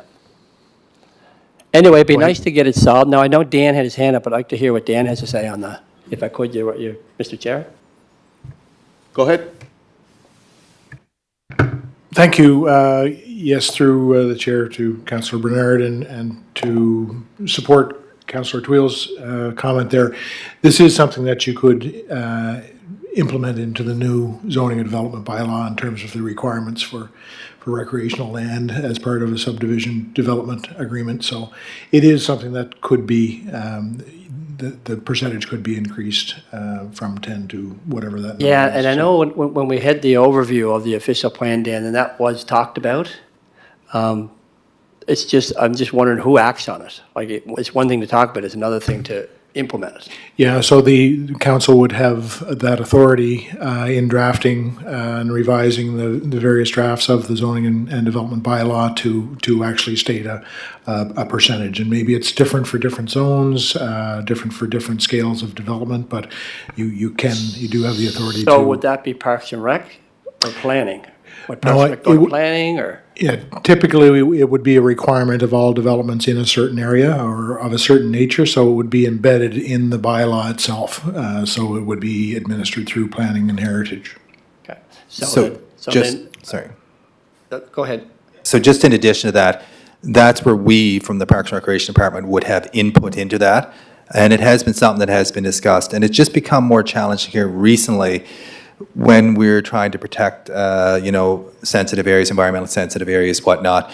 Also, developers, there's been such a premier for land, for development, whatnot, that they're trying to put as many houses on their property as possible. So we've been pushed sometimes to not necessarily sort of be able to get the best land kind of thing.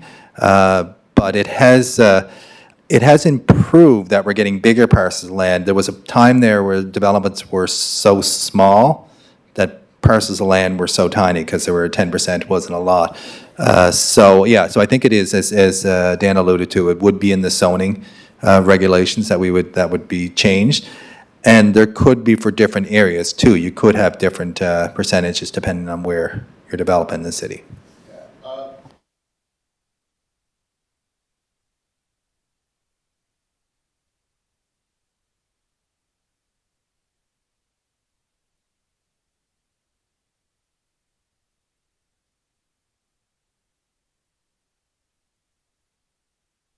Councillor Dweel, just put your mic on. Having said that, I think we as a committee can make a recommendation to the Planning and Heritage Standing Committee and the department that this is something that we feel is important, it's a necessity. It's all part and parcel of the quality of life. I know a lot of apartment buildings around the city, there's no place for the kids to go. They can't even go out and sit down. Like, no set of swings, nothing. And I think that's so unfortunate. So we have an opportunity to correct that. Yeah, that's why I'd like to see movement on it. We've talked about it for the last year. I don't want to lose the fact that what the manager was saying is about the sensitive areas. I think we still have to look at that. So in a sensitive area like that, I think, we could still take our 10%, but it'd be nice to have an allocation of flat land that we can use for park. If a developer wants to, because the developer's just given, they don't care about the sensitive area. They can't No. build on it, so they're moving ahead, so you take that. It's worked out for us good in some areas where you put the walkways and so on, you have to protect it, but there still has to be the park a decent size for kids to be able to congregate and play and so on, so. Yeah. So if I can just say, let's staff develop a report on this, bring it to the committee. Okay. We do have a lot of information, and I don't want to sidetrack this meeting with all of it. No, that but topic, so- I do Yeah, want so to keep it concur going. Yeah. with Councilor Bernard, because I feel the same way. Thank you, Councilor Bernard. Okay, Frank, take it away. By the way, Mr. Chair, do we want to go through every line item? Because I'm sure we all looked at this and just want to ask questions at certain one, because it's probably going to take them all night to go through every line item by line item. I look what's in the budget. I probably like to add a couple of things. We can do that at the end. But, I'm confident with what's here. Yeah, like. Your I'm mic's sure not on we've read again it there, all. Councillor We Peel. know the Desbridge Park, we know all the stuff that's going in the different Yeah, parks. We'll go with all I want to do is, to be honest with you, at the conclusion of Frank's report, Christopher's report, I'd like just to add a couple of things for the committee. So why don't we go through it, and if there's any questions at any of those line items, if there's. Yeah, not, I have, You'll have some you time, know, because it's 8 o'clock now. yeah. Is that okay, Nope. Frank?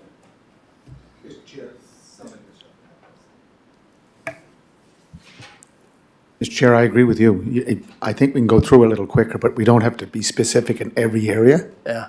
Just, like, I agree. I'd like to go through it. Is that what you want to do? I think that's what you're saying, or do you want to? Well, have you not, have you not already gone through it? I have. Just go through and say, okay, playground. Yeah, that's it. That's right. That's One what I'm item by saying. item. Yeah. That's it. Yeah, exactly. Yeah. Announce each line item. Because yeah. I mean, you're drilling down into each line item. That's, Yes. we're gonna hear all night. Oh, there we go, sorry. So no, I agree. I wanted to focus on those few first items because I knew they were important ones. The next ones I was intended to go a lot quicker. The park reserve, I know that was another topic that we could discuss that at one meeting, so I agree. What I'll do is I will be speeding here. The rest should be a lot quicker as we go through, but if anyone has any questions, they can stop me and ask. So Frank, in the first park development playgrounds, you get 4 items there, or 5. Yeah, so the next one here, so those are all pretty straightforward. So I just want any to talk questions on that, feel yeah, free. Parks and open space master plan. You know, it's like Councillor Twill keeps talking about City Hall. We keep redoing the HVAC and new fans and like another 90,000 for the plan? Is that too? So this is actually, we're just in the process of doing the RFP. This is under the Housing Authority Fund that's covering this cost of Oh, the half? $150,000. Yes, the half. So I hope we just are getting it out. I'm hoping to have a couple months done, so I'll have spent 60,000. I might not, so this might be slightly changing. But yeah, we do need to update our, plan. And it's more than just a parks master plan. It is actually parks, recreation facilities, and I can't think of the other word right now, but it's to guide us for the next number of years. The plan we did was 2007, and it literally became dated a lot quicker than it usually would because we had such an influx of new population and whatnot in our growth. So that 90,000, all of it's coming from half? Correct. Okay. And we've been asking for that, Philip, for a couple of Yeah, years. it's been around a long time. So the total budget is 150, and I might not have spent 60,000, so I might be asking for more, but it's all covered by the half. Okay, so again, East Royalty Lagoon, we have 215. What are we doing there? Is that, I know it's in the plan, but last year you spent 215. Did you spend 15,000? So last year, we didn't spend a lot because we had actually ordered the equipment from the previous before. Okay. Didn't have it installed, so we just had to do the install. We were hoping to get the pathways in, but weren't able to, the basketball pad and park amenities because of when we got the structures, and we still were having settling with the land. And now that The only thing in there, they moved the park equipment off the old Yep. small. No, just trying to get clarification. we 'cause you moved only and got spent a couple new 15,000. structures, Yeah, so. yeah. But yeah, so that's, there is, in our detailed one, you can look at it, what's planned for that location. And, Mr. Chair, just 2 quick questions. The roundhouse, we're still working on that roundhouse park development down on, Mr. Chair, I just wanted to clarify that roundhouse on the corner of, Yeah, I know. it's called Founder's Hall I Park. understand that. Yeah, I so- can tell you, Actually having some conversation starting in economic tourism and culture on that. that, look, I want to be honest with everyone in the room. People just want that space left green space, okay? They don't want cement, they don't want any type of permanent structure. I believe, and, I've talked to enough people, they would like to just see that remain green space. So right now, what the additional funding we're putting in there, we do have an option 1, which we've reviewed, staff have, I haven't brought it to committee yet because we want to have a couple other options. That's what we're going to bring forward. The initial first option, when the cost estimates come back, it was through the roof. So we're looking at other options, and there is concerns with, do you want to have that space all hard surface and buildings and that kind of structure? So we are looking at options, and like you said, at the economic development side are looking, because they can access funding. It could be something else that's put there that is different, so. I think we'll look at it. We'll see what design looks like. We'll It's look still at it, gonna- but- There's still going to be ice surface there, Mitchell. No, I know, it's not so much about the ice. It's maintaining that green space. People enjoy that. They enjoy it in the fall, they enjoy it in the spring, they enjoy it in the summer. Like, you know, maybe you can take that concept and look elsewhere, but that green space is so valuable, and it's more valuable as is. I just want to be honest with everybody Yeah, here. no, that's fine. know? I think what would end up happening, if a plan comes through, if this moves ahead and a plan comes through and it comes back to us to look at, we can make a decision, then you have a public meeting, and you'll know for sure. Before you spend any of the money. Okay, so, Because when we so do we have purchased- to budget $100,000 for it? No, but, That's no, but I what's mean, when budgeted we for. purchased the property, Yeah, I know. we It's made a green- commitment. Green to- space. What? Green space. Yes, when we made a commitment, and I was reminded of that afterwards, when we get into this whole chiller business, you know, like, people were saying, listen, you said it was gonna be green space and nothing but green space. And, you know, that's what the community wants. Well, I So I said just before, wanted to I bring said that before, forward. if they don't want that artificial. No. light Oh, show yeah, over that's- there, I'll that's take it. right, It goes I to the know. park. No, but I'm talking about the green space itself. Like, that is so valuable, and they don't want that compromised. I just want to be honest with everyone in the room. So just so that, like as Councilor Bernard alluded, it will be coming back to public meeting once we have some options to look at. Just like we did with Simmons, when we did the design option for that one, brought it to get input from the community. So there will be, it'll first go to council, and then council will decide the options they want brought forward to the community. So we have to budget $100,000 for that? Because that's what you have there. Yes, well, we're doing design options, so we're looking at, it does take, the initial one we had here right now, we spent a fair bit on doing the initial designs and that, and until we got through to a certain point, you have to sort of figure out also what the estimate probable cost is and that kind of thing that's associated with it, and there are a few deficiencies with that site that we would like to address, so, in the short term. Last question, Mr. Chair, it's just under the e-cameras. Last year, we budgeted $30,000, didn't spend anything, we're budgeting 20. That's what it says here. Install e-watch camera, $30,000. Didn't spend anything this year, we want to budget 20. All right? I think you leave it in. I think there could be uses for it. So we actually, I'm just not sure why that's shown, because we are intending to spend the $30,000. We've just got one install right now.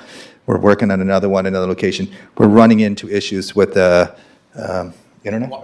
Yeah, internet Wi-Fi. That's where we're running in some of these locations, because they just installed a new one at Joe Giz Park in our park location. So that's our first one. We're looking at J. Frank McCauley, which they're working on right now. And the other one is the Central Ball Fields. So. I just want to go back just for 1 second, back to the green space in front of Founder's Hall. I would like to designate that heritage, just as important as our 4 squares for the committee's consideration.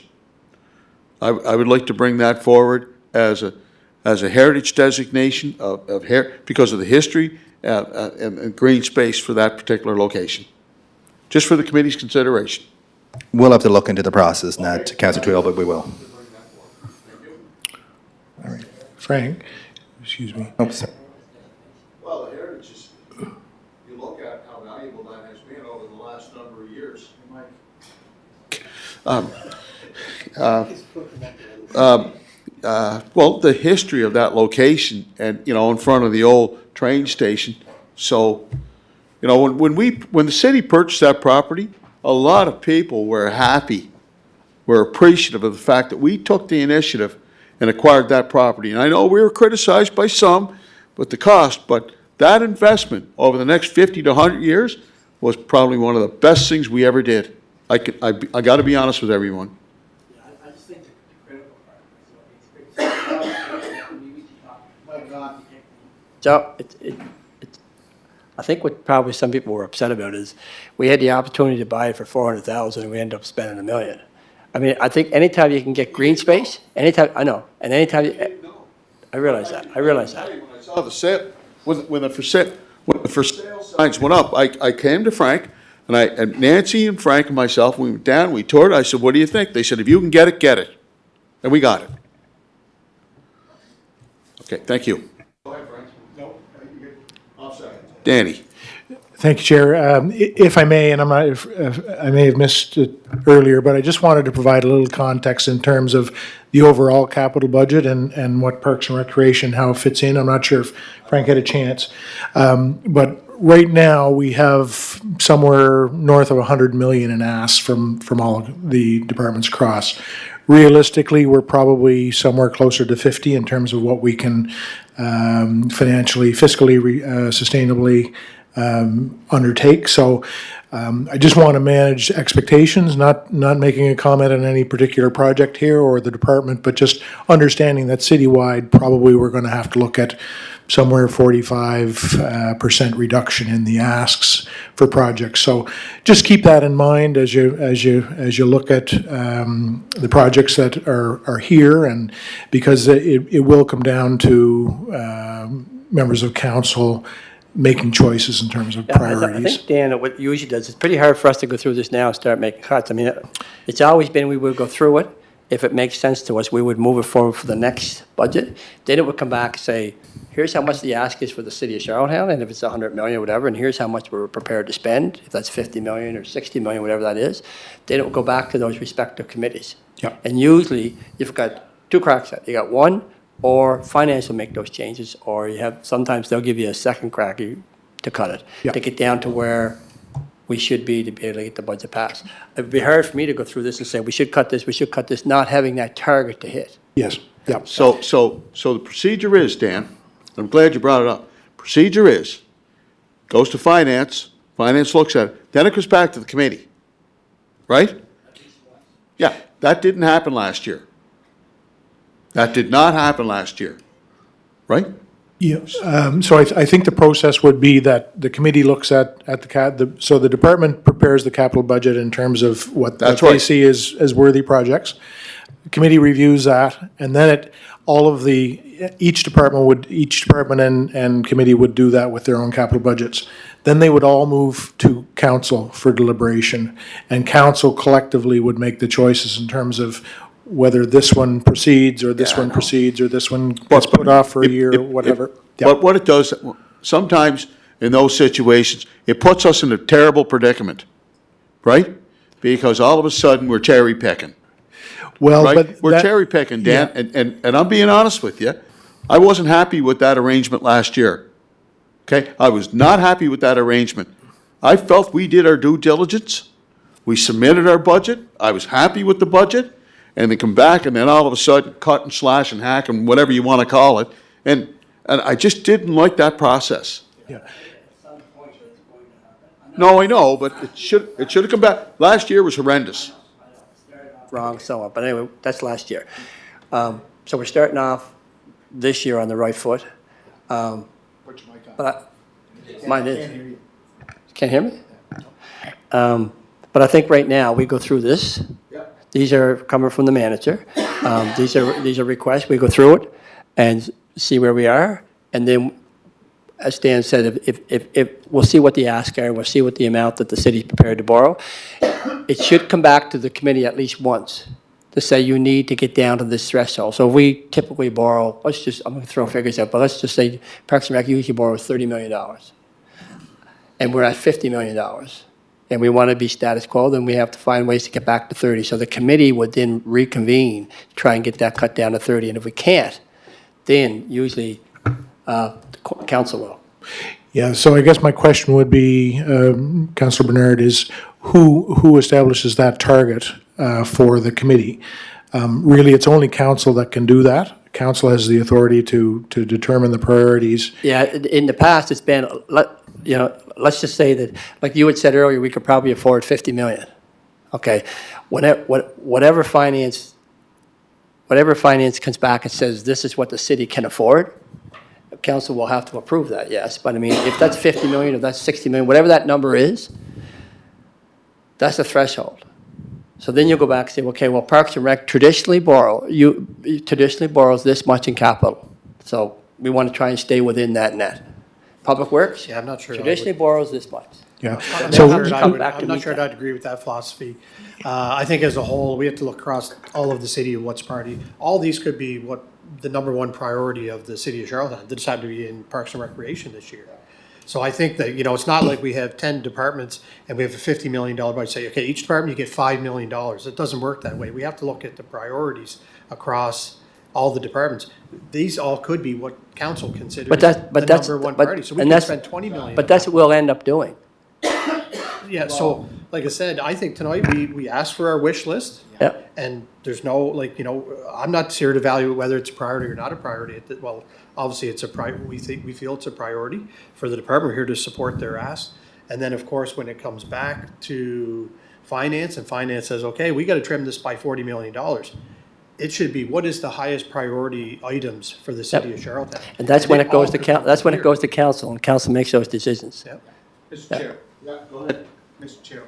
All we have to do is look at the first line, go to the bottom, total parks and recreation for 24-25 was $22,487,000.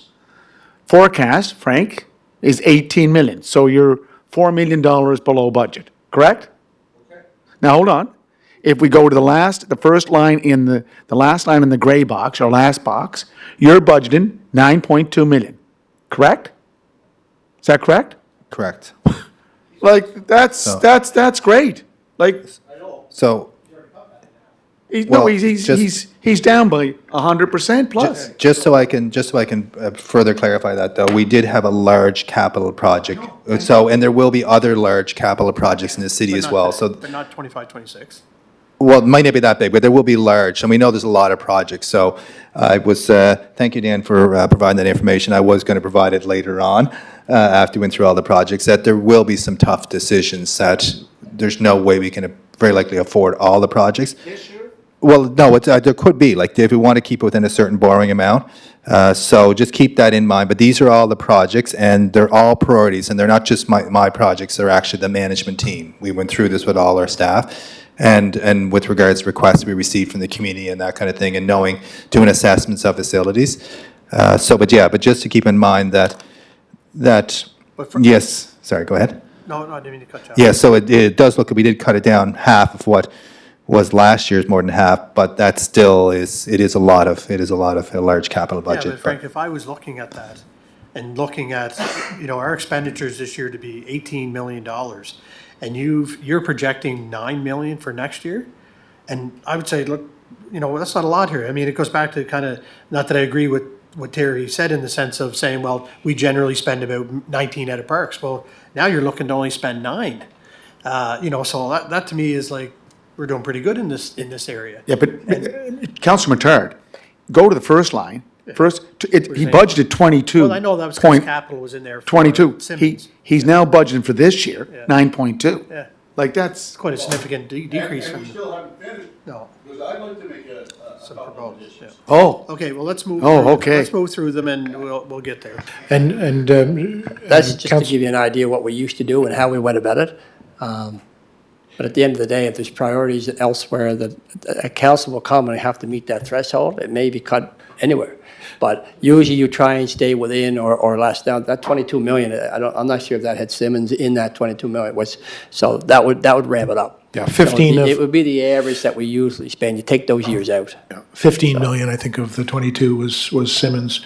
And certainly, Councillor Twill, if council would like management to come back and propose some priorities amongst, you know, to try to get the 100+ million down to closer to 50, we can certainly do that. But ultimately, it is council's call in terms of what the priorities are and what the capital projects that we go forward with. So- What was our capital debt last year, or capital borrowing? it's right here. Yeah, It was, it's right here? no, it's last year it was 66,812,000. Oh, you could, yeah. Now, less external funding, it brought it down to 45,766,000. Okay, so And I then see water it, and yeah. sewer. Okay. So if you add 16 and 16, it was 83 million. But Yeah, then but- if you but take city- off your, City government was 45 million. and if you took off the external funding, it was a $55 million capital budget for both utility and city corporation. Yeah. And is that, so Dan, is that where your number's coming from? In rough order of magnitude, yeah. Our capacity without really impacting our operational budget is probably somewhere between 40 and 50. So we won't be able to do 100 million and not slash other programs or increase taxes. So just want to manage expectations as we go and not to pick on any department or any particular program, but there will be choices that have to be made in terms of which we move forward with and which we hold off on. And- Yeah. And there may not be, I mean, and there may not be in Parks and Rec, I mean, if we're under our threshold. So anyway, let's finish this first. Let's finish this. Thanks, and I apologize, I have to take off. I didn't have this I meeting in the I schedule. do want to, before you take off, you know, all these requests from these outside agencies for city monies. So, you know, I think we got to be careful there too, because managing expectations, people are looking for facilities and venues and amenities in their respective communities. So to my mind, that is a top priority. Well, we're finishing a top priority that was identified back in 2013. Yeah. The construction and opening of Simmons Aqua Arena facility, $35 million. I So know, like I that's, we're doing No, our I response. understand- I understand But that, I just Mr. want to Mayor. ask, Mr. Chair, at the cap. No, but I think the point I'm trying to make Right. is that, you know, when you look at the overall budget, right, and what it cost, and you know, because we're the capital city. Yeah. We have a lot of different agencies coming to us looking for monies, right? And to be honest with you, I don't know if that's really our mandate. Our mandate is providing facilities and essential services for our community. Yeah, and that would be the East Link, that would be Bell Alliant. No, I'm not talking about them. I'm talking And that would others. be other centers. Yeah. But if, just before Mr. Jenkins goes, at the finance meeting last week, you looked at $85 million for a capital budget, which we just, that didn't take the funding, Partner external, the partner funding. And you're saying now we're at about 60 million? Is that what you're forecasting? There will be some partner funding come away from that. Yeah. We're forecasting 67 million, but there's some partner funding. So I think we're going to come pretty close to our That 55? 55. Okay. When you mention Kerry and Eastlink Center, you may also want to be aware that there's over an $8 million ask between Kerry and Bell Alliance Center for capital. It's not in your budget, but those are, recreation facilities. So just so you're aware. Sorry, so it's not in our budget, but it actually, you'll see the citywide. I did provide that information to you in your package. So you'll see the citywide that I did provide the overall budget Yeah, numbers. so you but can see but it. at the partners meeting, at the stakeholders meeting for Kerry, Mr. Chair, Dan and I were there. And so did the university, made it quite clear. You have to find other funding sources, whether it's through climate mitigation and adaptation funding, a COA. So they were asked to look at other sources of funding. Like, we're not Citibank. I know people think well, not for everything, but what I'm saying is that other sources of funding, we're asked. You know by what? Not only you and I, but also the president. But you at know, UPA. Mr. Mayor, I agree with you. You know what? If you look at the formula for Kerry, for example, 87% we're paying the freight. Right. Right? That is a provincial facility. It's not just a city, no, hold it. It's not just a city facility, it's a provincial facility. I'm suggesting Right. that the university come to the table, the university approach the province of Prince Edward Island and say, look, from a capital and an operational perspective, because this is on the campus of the University of Prince Edward Island, they got the best deal in North America. Right. Right? And really and truly, I would think that the province should come to the table and help us with the capital and operational costs of that facility. I look at it not just as a city facility, I look at it as a provincial facility that's used by all residents across Prince Edward Island. Take that word and tell Mr. Al Wood, the CEO at Kerry, that's where he should be going. Who? Al Wood, he's the CEO for the Kerry facility. Right. Anyways, let's get back to our projects. All right, so yeah, just to get back on, I know, great discussion, everybody. I'm just going to go through the next ones pretty quickly. Victoria Park, there is the Victoria Park development. There's a number of projects in there. It's in the background sheet if you want to look at that. Then there's the Victoria Park Tennis Courts project, which is well underway. So it's well underway, and we have to finish off the next levels, which is adding the surface court, putting on the fence, the painting, the lines, those kind of things. So that will get 5 courts done. That will be state-of-the-art again. That's been challenging us for a number of years. If you have any questions, just feel free to stop me. I'm going to keep going. The next ones are associated with sport field development and upgrades. So I have $250,000 in there for just our regular sport field upgrades. One of those are Central Field. So you can look that, I guess, that in your development. Sorry. Yeah, so Central Field, finishing that up, since we didn't get that done this year, we ran out of ball. And then we are looking at renovating Kiwanis Ball Field. It is pretty well at the end of its life. It's served us quite well. And then we've got a request for a new batting cage at Central Field Complex, and we're potentially, I think, going to get some partnership funding for that. And then just some other upgrades that come up that we need to do to some of our existing fields. The other one, which we won't focus a lot because we've had a presentation on it. But I do want to focus on it. Okay, all right, but yeah, so it's the Simmons Artificial Turf Field, and that is the location that we are proposing, department staff. It's based on the assessment report that was done. We spent money on that and looked at a lot of locations. If anything, that location, I believe, is even improved because of our new sports complex or new sports center we built there. But yeah, so it indicates what we're planning on doing, getting the drawings done, design drawings, getting a more, a Class C estimate of the cost by potentially the end of May. We do a public open house in June, complete the tender documents by the end of June, go out to tender in July, award in August, and then commence construction the middle of August and complete it by the end of November. That will allow the field to stay open for the summer months until about mid-August, so that's going to accommodate some of the needs. There will be a period, and that's for us to get the proper input and get the proper design. We are recommending one field at this time. One field is about $3.4 million. It was 2.6 at the time. When you add 20% cost increase at least, and then times your 10%, it comes up to about 3.4. If you went with 2 fields, it's going to cost probably about 5.5. So, and I think we bill one, see how it's working. We want to assess and reach out to the community as well. The lights, I know, will be a concern to someone, but our directional lights now are much more energy efficient, that they don't actually give off illumination like the old lights. So Frank, oh, Go ahead. sorry. On that, I'll tell you, I'm struggling with that. I'm struggling with everything you said about the field, and one thing. I feel if there's one criticism that I've heard about Simmons is that it should have been twin padded right from the start. What I've heard today is, you know, retrospectively, it would have been probably cheaper to have done it back then. We're probably paid 3 times much now to do the twin pad of Simmons.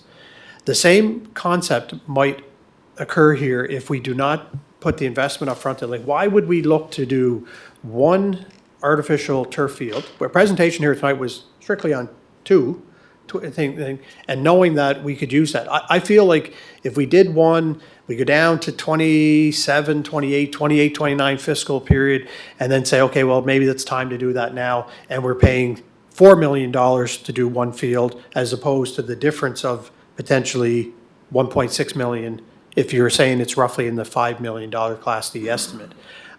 I feel like we need to do it when we're doing it, not thinking about like looking and saying, is this something we'll try it, see what it works, and like we don't need to try an artificial field. We know we need them. I think we need to put that investment forward in this budget. That's my opinion.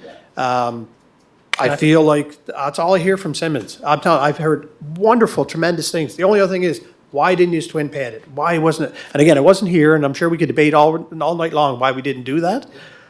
Yeah. Sorry, can I just comment But we're on gonna Simmons? be- The reason why is that we only were able to secure so much funding. Sure. So that's the main I reason. know, And that's but- going to be, sure, would I want to see 2 fields? If we could afford 2 fields, sure, go but for it. we're here with the wish list tonight. But yeah, so that's, we put forward 1 field because that was option 1 in the actual assessment report. And also that the second field is not an official size football field because we wouldn't be able to fit that on the site. There'd be 1 official size football field, and then there would be another field that would be an official size soccer field. And I had the design plan here. or the initial preliminary design. We would have to do a detailed design plan, and once you get through the detailed design plan, there could be some limitations to it. But yeah, so this is in the initial one, and the report is online that you can look at. But I'd rather take that off the table at the time of which, I don't want to limit us here this evening on this particular budget for the difference of, $1.6 million. Not that that's not huge. I'm not saying it's not huge. $2 million, sorry. If it comes to the will of council, that's not a priority and we have to start cutting, I get that, but tonight's No, the no, wish I- list. I Tonight's the agree with wish you. list, I thought, right? I mean, I do too. if we're in a financial position that makes sense, I do want to say though, Justin, when Simmons was being talked about and before it was under construction, the building was designed for the second pad. So when you build a second one, like the plant, the elevator, all that stuff, that's why when you go into that rink, everything's on that left wall. Because when that wall comes down, the elevator's there, the warm room's there, the plant just plugs in. So the second one will be a lot cheaper. But at the time, there wasn't a need for another ice surface. I don't know. Over There's the always, last few there's years, always have- a need for an extra ice surface. I can't Well, imagine there that wasn't time. then though, but there is now. Okay, Frank, Okay. Anyways, that's my 2 cents on that, Okay. Mr. Chair. Frank? Just one comment on the reason why we didn't at the time too, it was going to mean as well that we would have had to tear down the existing Simmons building as well. So you would have actually removed an ice plant from operation. So we were trying to keep that in place as long as we could, but it also was also the funding. There was a number of factors that contributed to it, and also the costs. When we started billing this, because it was during COVID or right after COVID kind of thing, the costs went up 30%. So that was one of the challenges we faced as well. So I want to echo what Councilor Matart said. Frank, I know you said that the second field wouldn't be big enough for football. I'd like to re-examine that. 2 multi-purpose sports fields that would accommodate football, but other sports as well, to see if in fact, maybe you can go back to the authors of that report and just have another quick look, because we're going to have the construction people there. It's better to do it all at once and get it done, and not have to worry about coming back, say, in 2 or 3 years' time. Pardon? Or never, or, yeah, so not if that's possible, saying Frank, that. if it's possible, can we re-examine that? Where we could actually construct 2 multi-purpose sports fields there. It's a good investment. The communities, are in full support of it. And I think the cost for the second wouldn't be as much as the first. Is that what you were saying, Councilor Mattar? So, That would be my, go ahead. I guess that's just my logical thinking about it. Yeah. I don't have any proof to suggest that it would be cheaper to do it at this time, but I'm thinking about, he's indicating to be about a $1.9 million difference to do 2 pads. Yeah. If we wait 3-4 years to do that, the inflation, cost of materials, everything could be up. We could be paying $3.4 million to do that second surface. I'm thinking it's worth investing now in Yeah. our capital. If it's the will of council, so be it. If it's not the will of council, then that's the way it falls as well. And we go back to the one. Mr. Chair, can we use numbers? If you go to the 217 report, CBCL, engineering firm, the 3 existing fields are generally as follows. Simmons Field, length 140 meters, width 65 meters. Soccer, football, rugby, major uses. Kirkwood Drive Field, that's the field that's closest to Kirkwood Drive, 55 meters length, 30 meters width. Orientation, north-south, use, mini soccer. Colonel Gray Field, which runs east-west, 90 meters long, width 65 meters, orientation east-west, soccer, rugby. So, 2 fields side by side. This is not Cornwall, this is Charlottetown. This is a very prescribed area. So next to Kirkwood Field is a duplex. So do we buy that duplex and move in? Like, you have to look at this. Those are the numbers. This is not me. This is CBCL. That's why I was But it's asked. not necessarily to do with Bolton being a CFL-sized football field. Oh, I think that's what they wanted. I'm not sure. What they would like, clarification, what they want is 2 multi-purpose sports field built side by side. Okay. So if I can just provide a bit of clarification. So in the report, I really would like you to, if you have an opportunity to look at it, because if we went with 2 official-sized football fields that could accommodate everything, it would be tight to fit in there, but also the cost would go up. If we're saying 2.7 million, or no, sorry, 3.4 for one field, the second field is going to cost the same amount. What they're suggesting here on this, the plans here was one field would be an official-sized field, the other field would be an official-sized field for most sports, except football, because of the end zone length. I'm just saying that's what it is, but then so that's just why it is Okay. cheaper to build. But also, the site, as the mayor has alluded, is very, very tight because of the layout and whatnot. So it's just, we'd have to look at the numbers, but right now I put in, because I wanted to get it on, the department has been interested in getting a turf field for many years as well, so I wanted to get it on there that this is a priority for us. We had a lot of other demands on our other sport fields from all our other user groups, and challenging to keep our fields in good shape. Last year was probably the highest use we've had on our fields, and luckily we had relatively good weather all summer, so it allowed us to allow for a bit more use, because David Henderson indicated about the amount of hours of use, and that's what you do, try to stick with 250 to 300. Why don't We are we above con- that. Why don't we continue to go through this and see where we are at the end? I mean, if we can add it and get done. I mean, the other thing we got to be careful of too is that there's been years where we put in all this money for projects, and the projects can't get done. There's just too much. I know, So, but let's- all I ask, and I appreciate Councilman Clark, Mike up.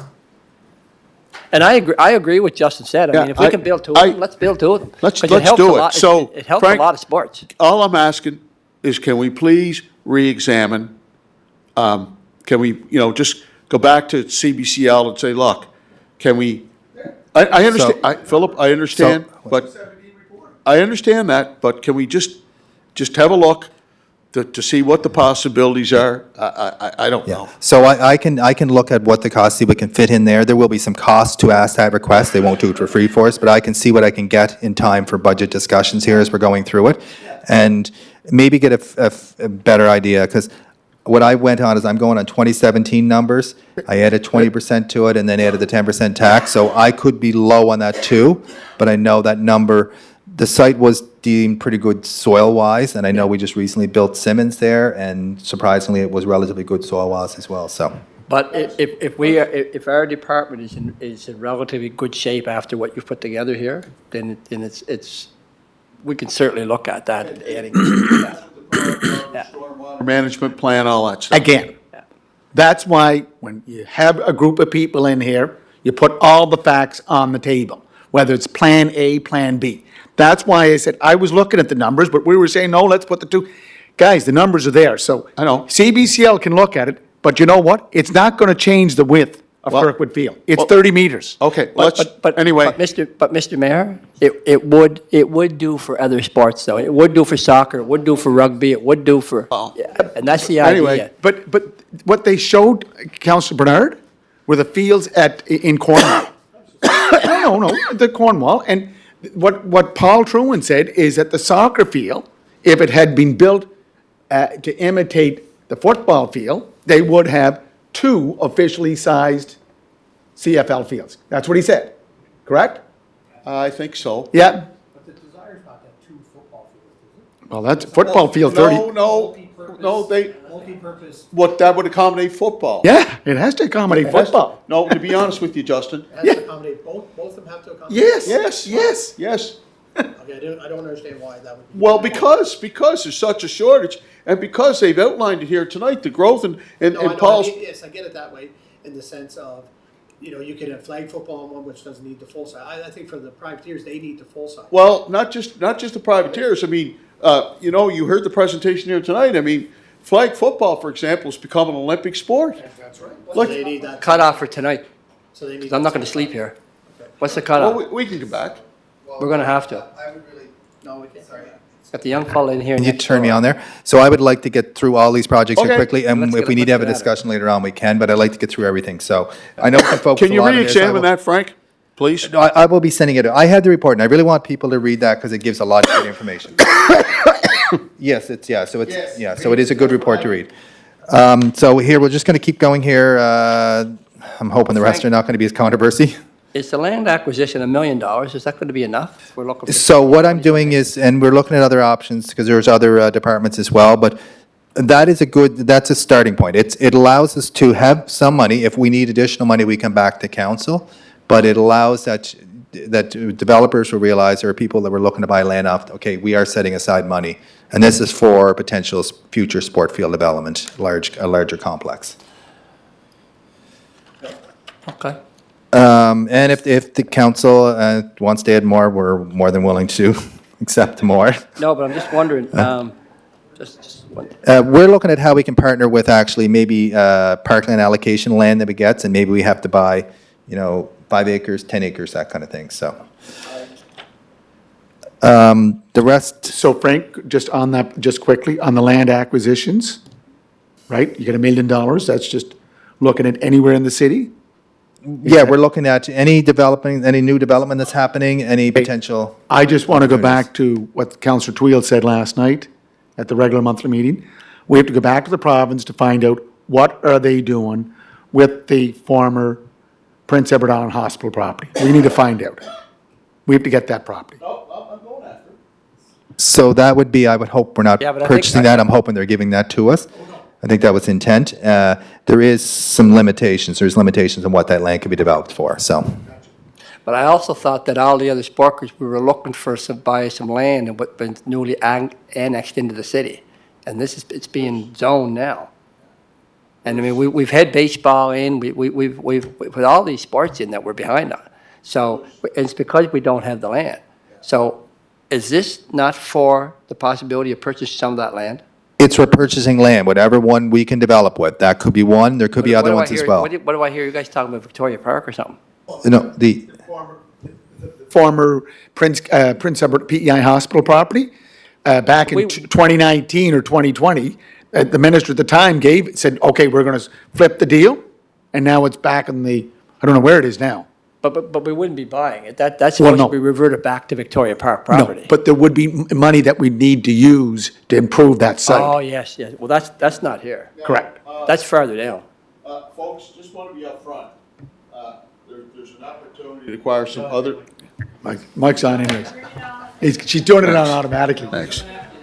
Yeah, so I can't discuss it fully here tonight, but there's an opportunity to acquire some land here in the heart of the city. So I want to explore that and bring it back to the committee. So, at a later date. I purchased land for what? Pardon me? Purchased land for what? Recreational, green space? I'd like full disclosure on that, sir. What? Full disclosure. No, I can't do it in a public forum because negotiations have to take place confidentially. Anyway, Wow. so I just wanted to let you know that there's an opportunity, and I'll bring some information back. But everything can't stay in the city of Charlottetown, Mitchell. No, I understand that, No, but if okay, there's an okay. opportunity to add to what we have, which is annex and add to what we have, I mean, it's a great opportunity. Okay. Thank you. Okay. all right, so the next one here is under our sport facilities and buildings. And I'm going to mention one first so we doesn't get lost. The outdoor basketball court and pads is one of the project in there, so that is the J. Frank McCauley plan. But also, I believe there is, well, there will be some partnership funding. Sorry, I got the capital sheet here.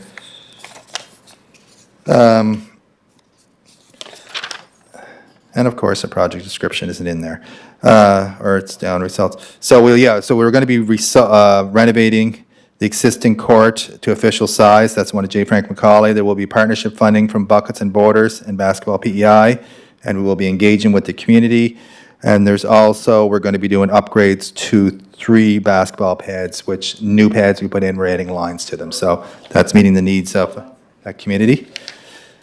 And then the other ones here that I want to mention are Victoria Park Skateboard Park. We need, and it should be more than just new ramps, the actual park needs an overhaul. If anyone remembers, it was back in 2002 when it opened up, your worship. I started, just so you know, I started working on it in 2000. 6-4 vote to put it Victoria Park? And You just, said no, sir. No, he wasn't.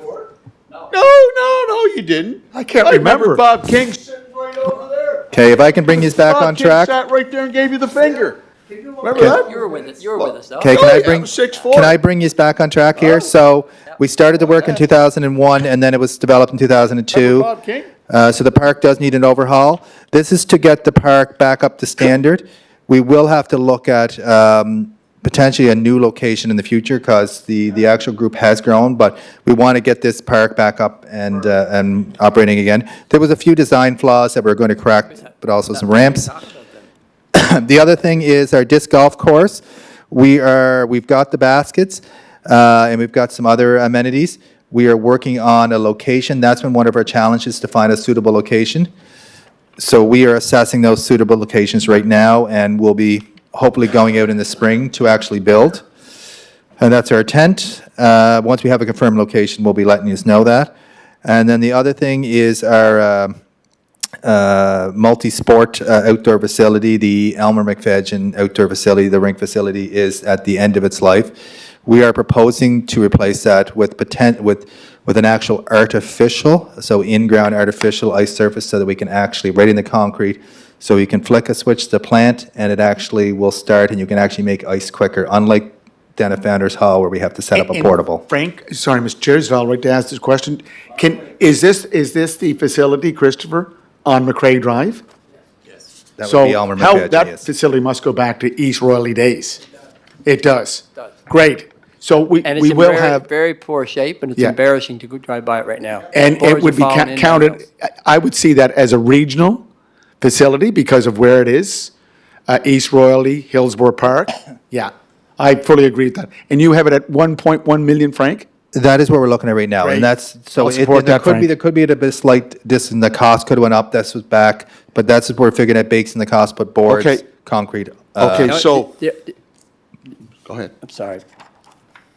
No, never mind. Go ahead. So you're talking about just adding one outdoor facility, right? We're talking about an existing one that is actually, we can't repair, it's at a state where it's Oh, okay. actually in its I- life. I support that. Yeah, so that would be. But- It's a brand new one. Yeah, no, I support it, right? But I want to add another one.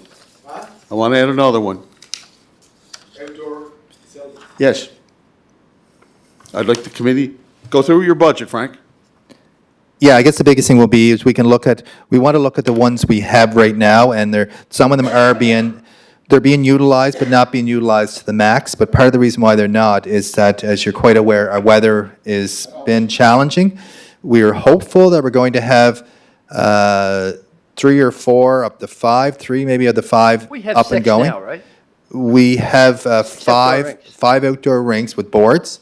One of the one out in Winslow as well. So we have Gordy Griffin, Elmer McFadden, West Royalty, Mulberry, and then the one out in Winslow is the other one that And then, we and then work with Founders them. Hall. And then Founders Hall is we don't own it, but we did help in getting it going. And we're right now getting the rink up and going for them because I think they've realized how much man hours it takes to flood a rink and whatnot. So that's, but we're finding is that if we're able to build one with an artificial surface right in the actual system, it's going to take away the 2 to 3 weeks or more to get it up and going like we have at Founders. You also can, if the ice gets up and going and it gets warm, you don't have to have someone there, close it and monitoring and whatnot, because if you go skiing, you're going to hit concrete. You're not going to hit actually pipes, glycol pipes, and bust and leak and that kind of thing. So it's man hours that it's easier. Anyone that have done them in other communities, much easier to get up and going and get started in the season. So Frank, while we're on the topic, is there any way, I know with Gordy Griffin, every time there's a thaw, the water all leaks out and we're starting over again. Is there any way that we can look to fix that? Is there money needs to be in the capital budget to be able to fix that? The only way to fix that is to actually rip out the surface, and there's no way of making it actually 100% waterproof because there's nothing porous enough. Even out in Winslow where they've done a different design, the design we did in Mulberry is a lot better. So it is a concrete surround, but it's also what do they call the board system? A dasher board system. But you have asphalt on the surface, and even asphalt water will seep around the cracks. You can't make it 100% waterproof. Gordy Griffin was the first one we did, and we've improved things since. But having an asphalt surface, if you have a concrete surface, you're more likely to keep your ice longer.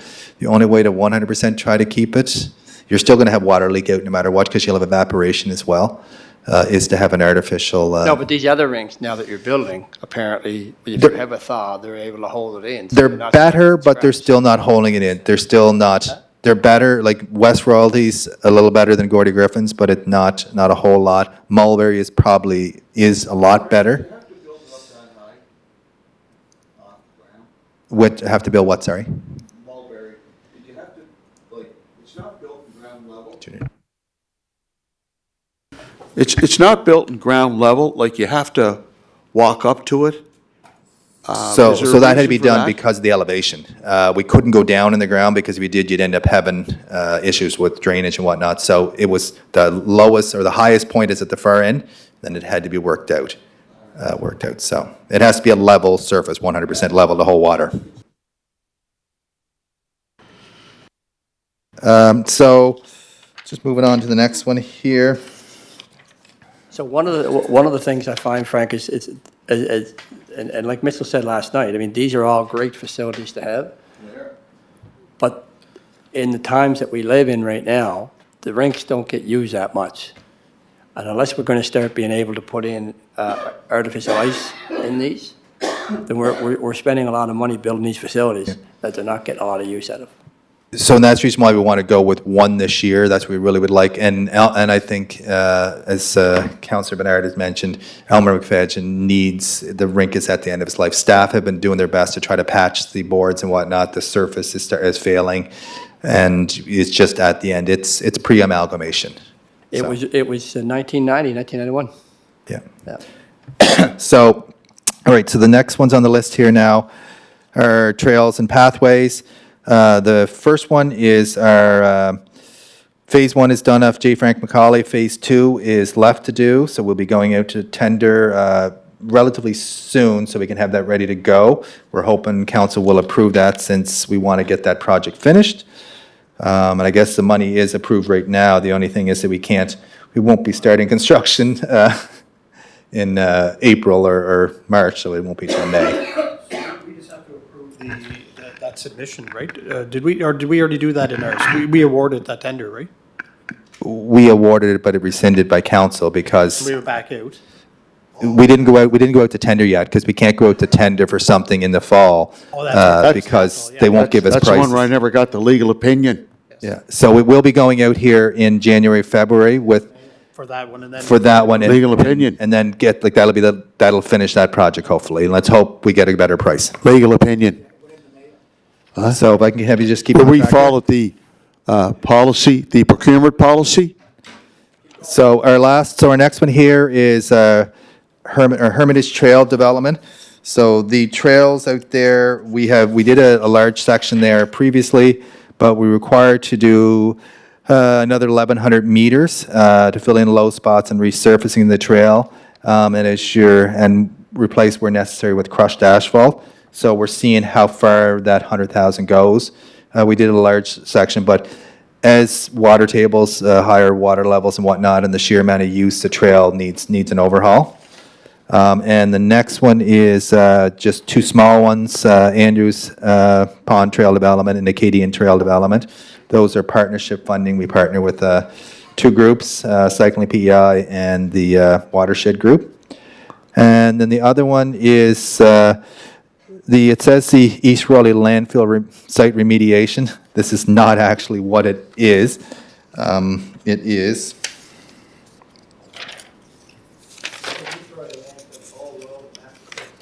Yeah, there's more to it. So that was supposed to be updated and it didn't get done yet, but it'll be the East Raleigh landfill, Old Road, and active transportation road, or active transportation pathway. It has been challenging to get that moving forward because of it's next to a landfill site.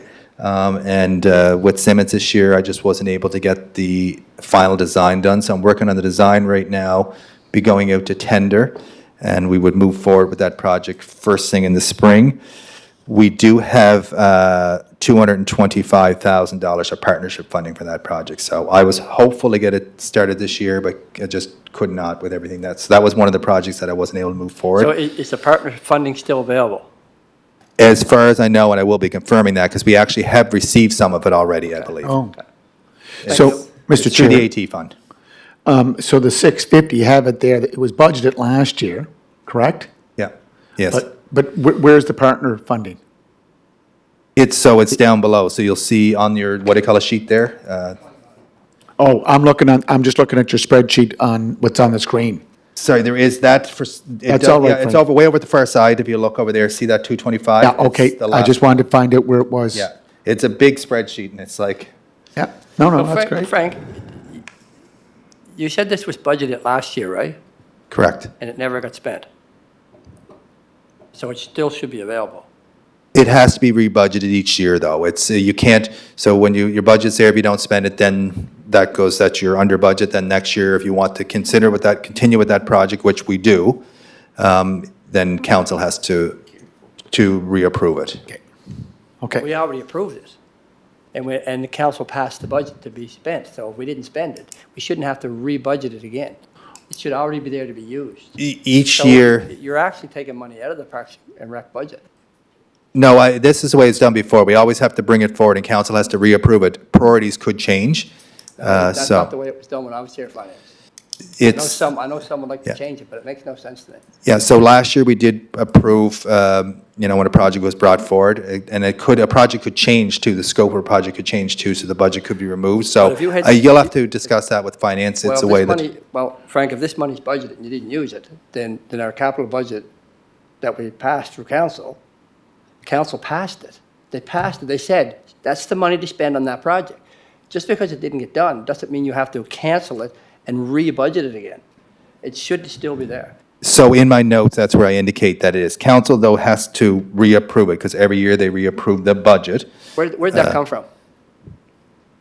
It's been something that's happened in finance before. It used to be you would have a carryover amount, council would reapprove the carryover amount, and then council would reapprove a new amount. How they word it now, I can't say exactly, but they want you to reapprove that amount. It's like the J. Frank McCauley project. I hope that was budgeted last year. We didn't get it done for a number of reasons. But I'm hoping council, that it was a priority But last that year, it money still is a should priority. be there. He shouldn't have to fight for it again.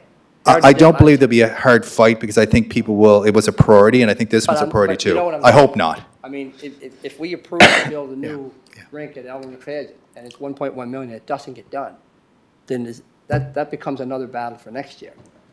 Like, it's already been approved, it's been passed.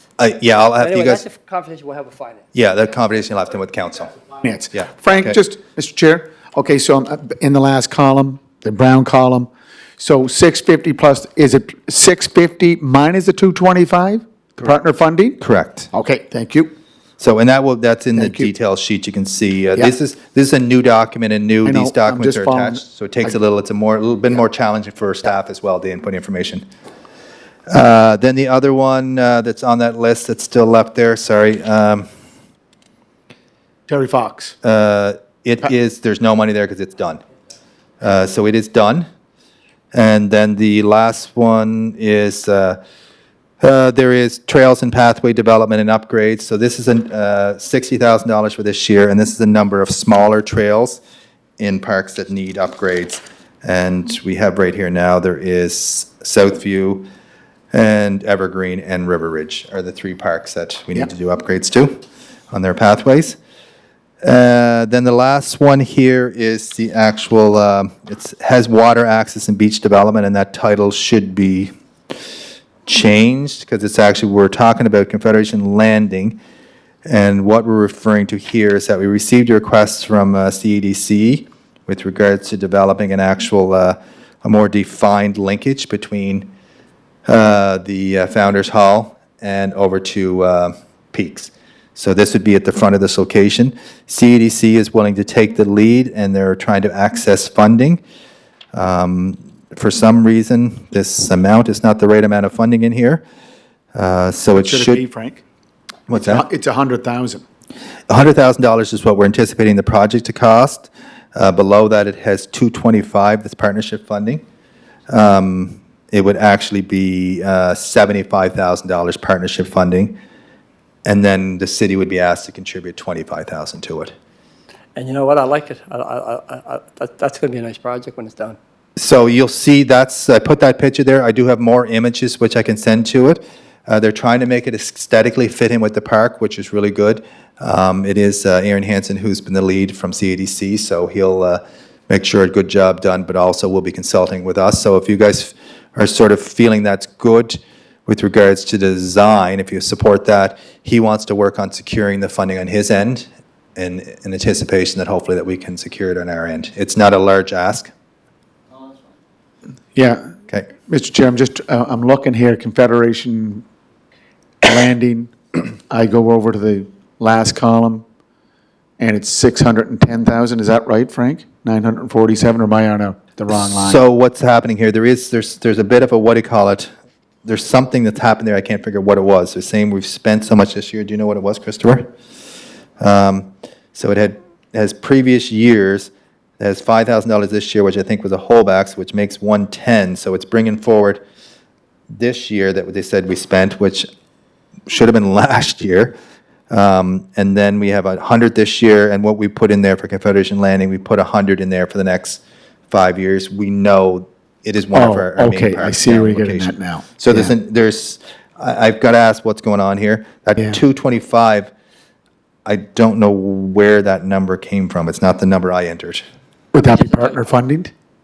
It was supposed to be 25, so maybe an extra 2 got Could be put in just there. It was supposed to be 25,000. I think But it's just- I'll confirm that. Thank you.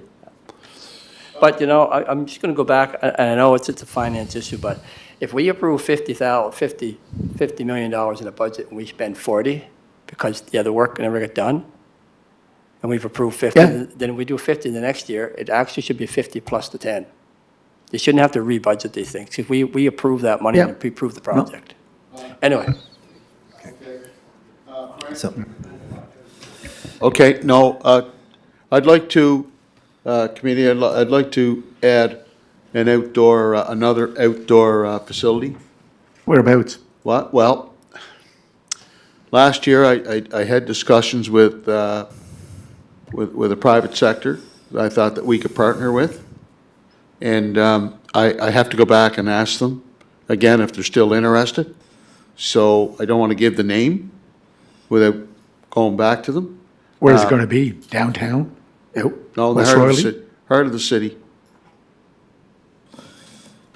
Well, so what I will need is, so they can be brought in, once you have the necessary details, if council wants to bring forward, we need to know that information so we can bring it forward if there's any partnership funding, all that kind of stuff, so. Well, I'll go talk to them tomorrow. If committee wants to move forward. Well, with another I would like to explore that. when are we going to stop building these? Like, how many are we going to build? Yeah, I know, but Terry, everything's built out in the suburbs. Nothing's built downtown. There's nothing. What do you mean nothing's built Like, there's downtown? none of those facilities, those outdoor rinks, right? For hockey and other sports. There's nothing built downtown. So where are no, you we have proposing to Victoria go? Park. What? We have Victoria Park. We have what? We have Victoria Park for lots of activities and No, yeah, but hockey, I'm talking, an outdoor multi-use venue. yeah, well, we don't have it. We don't have it. No, there's not one. So you're looking in Parkdale, or where are we looking? Like, I just Well, don't know. in a, Possibilities, there's, Yeah. Joe Giz is a possibility, there could be other possibilities there's- around. I mean, they're Yeah. just possibilities at this point. yeah. Well, I know if I was in that chair talking these words, Yeah. I'd be heckled from people sitting in these chairs. What do you mean heckled? Well, that's why we should know what we're doing, like if. we can't- I know, but I've got to go back. I've got to go back. That's why. Have you spoken to the manager about it? What? Well, last year we submitted two and they both get cut. Well, he's the manager. Yeah, I know he's the manager, but two got cut. I think that should be discussed with him. Before you come here. I did discuss it. So if this is in the heart of the downtown or whatever, and it makes sense, and we do it, is that it? Is that For the this last year. one? Yeah, Okay. yeah. Because the other thing I want to see is start looking at having them so that, because our climate's changing, there's no question about that. They're getting Yeah. warmer and warmer. And staff cannot keep up. When you have a thaw, they cannot keep up.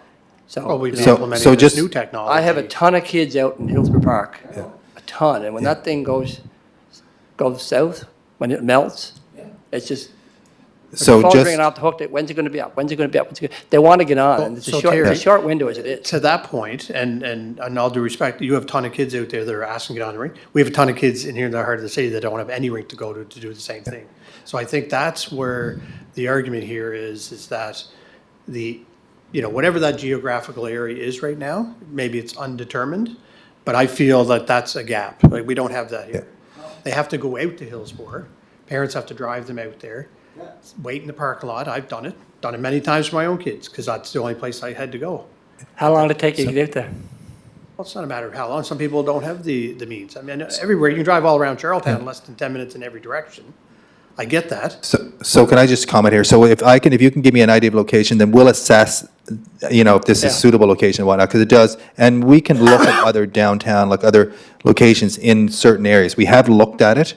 So it is the cost, like Councillor Bernard mentioned now, that building a $400,000 multi-sport facility that doesn't have the ability to actually chill ice in the wintertime and whatnot, we're reducing the use in the wintertime. We really have reduced it dramatically now. So that's something we were wanting to say, it costs more to do it the other way, but that's what we're suggesting. So we're being realistic with our ask, but if you can give me an idea of what the location is, then we'd have to assess it, and then committee and then council would have to decide whether they want to move that forward. Mr. Chair, I don't want you or anyone on this committee going to someone and say, well, listen, if you can work this out, I can get the money from the city. We're saying we'll look at it, but the manager should know. He runs the department. It's his initiative. But that's what I'm saying, the manager should know, so, and then he can work it out, because you don't want to go back and say, well, I think we got a fuzzy, warm feeling here, let's make a deal. And you come back and make a deal, and we go, where's that site? Well, So I no, think no, you have to be hold on, upfront. just a minute, just a minute. Open, With all due transparent, respect, accountable. Yeah. all due respect, Yeah. we had 2 in the budget last year. Both were cut, all right? I went out, I explored the interest, and then all of a sudden, the rug was pulled from underneath me. So therefore, I couldn't pursue it. No, we had a rink built last year. We had the one in, did we build an outdoor rink last year? It was actually 2 years ago. We finished it. There's a few things this summer. Mulberry was done the previous year. Yeah, so we didn't have any in last year's budget, and it was, Taken out. it was council ultimately made the decision that to get into the budget they want, that there was certain projects that were cut from the budget, so. So it just got finished up this year? Just it was just a few minor things, landscaping and Last year was a full- painting in the full surface, use. wasn't it? Last year was a full use of that. Yeah, but I think we were just saying to move forward with these Why don't- types you know of what, if we got facilities some is city land artificial. Within the city that makes sense, then yeah. Just, Frank, let's not make deals, let's get the information. No, but no, I know, but make sure the manager knows, and then the manager and his staff can work on a proposal for the committee, correct? Thank you. Frank, Mr. Chair, can I ask one quick question? I just want to revisit right quick back to park development playgrounds. And I know I spoke to you about this in the spring. So the Joe Giz park fencing, we know is in terrible shape.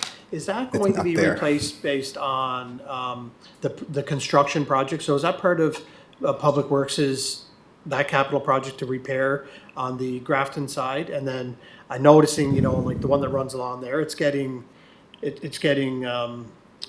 should that be something we should be looking at in here, or is that? So over there? this is actually, we were hoping to get that done this year, but the Grafton Street and Water Street project took a little longer to finish up.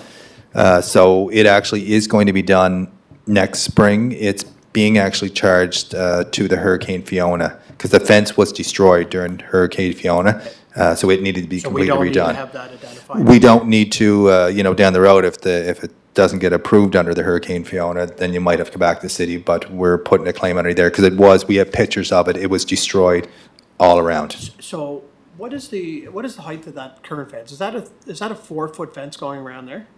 A 4-foot fence is our standard fence we put around parks, yeah, we don't want to cage them in unless it's a venue that requires a Well, I higher think fence. this one might warrant a higher fence. So I think I'd like to discuss that at the time when that gets done, because of the nature of which potentially could, We can have discussion around that, but there's pros for and against, so we can, yeah, so. I mean, I got the pros for you. Yeah.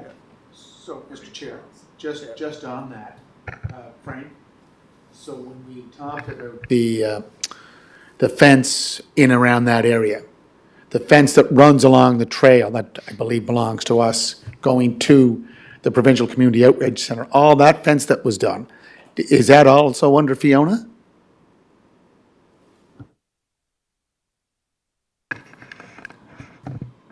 So we did put the claim in through Hurricane Fiona. It was a fence that was destroyed during Hurricane Fiona. We increased the height of it slightly along the back of the residence and upgraded it, so hopefully it will be covered. We have to look at the other one there, like I'll have to assess it and see what makes sense. I'm not the expert on installing fences around parks, so we will look at it, but yeah, so it was. No, I'm not saying you are.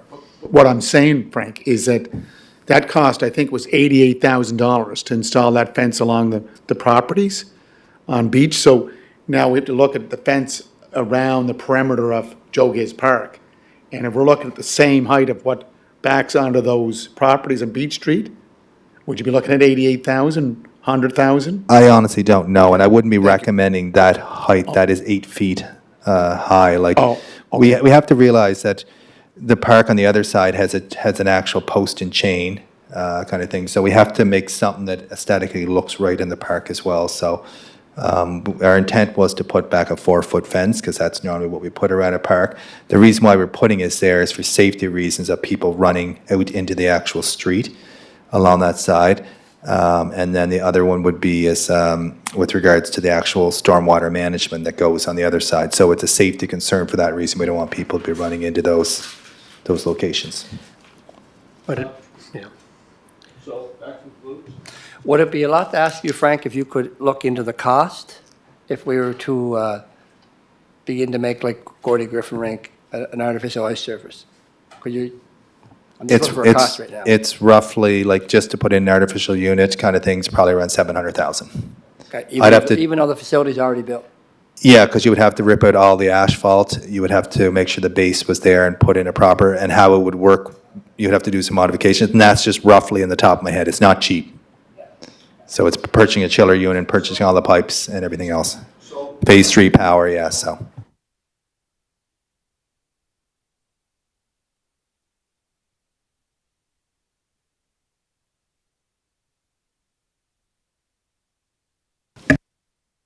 Yeah, nothing.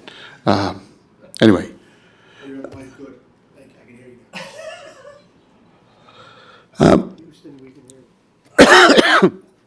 So Frank, on the artificial turf for Simmons, we're just gonna take, just to re-examine the possibilities of maybe constructing two, what the cost would be, and to see if it is functional or not.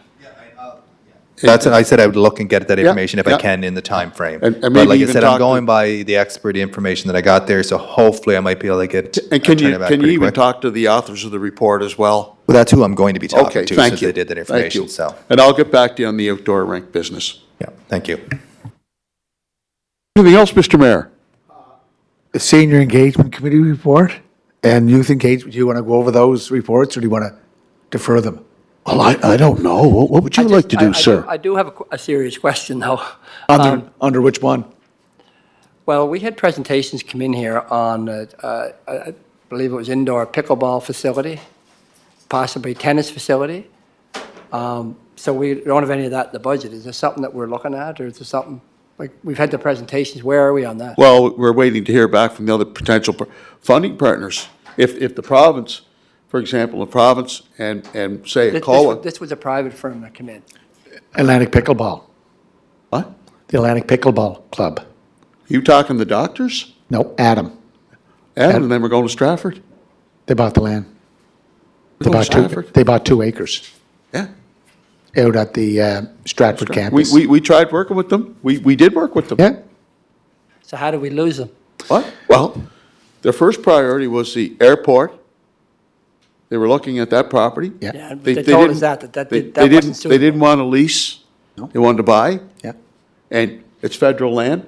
Yeah. And I don't think. They don't sell it. They No, won't just sell it? lease Yeah. And then they looked at, Property in the north end of Canadian Tire Princess Auto that's owned by SDU Board of Governors. Yeah. And they just said, we're not ready to develop yet. there was no urgency.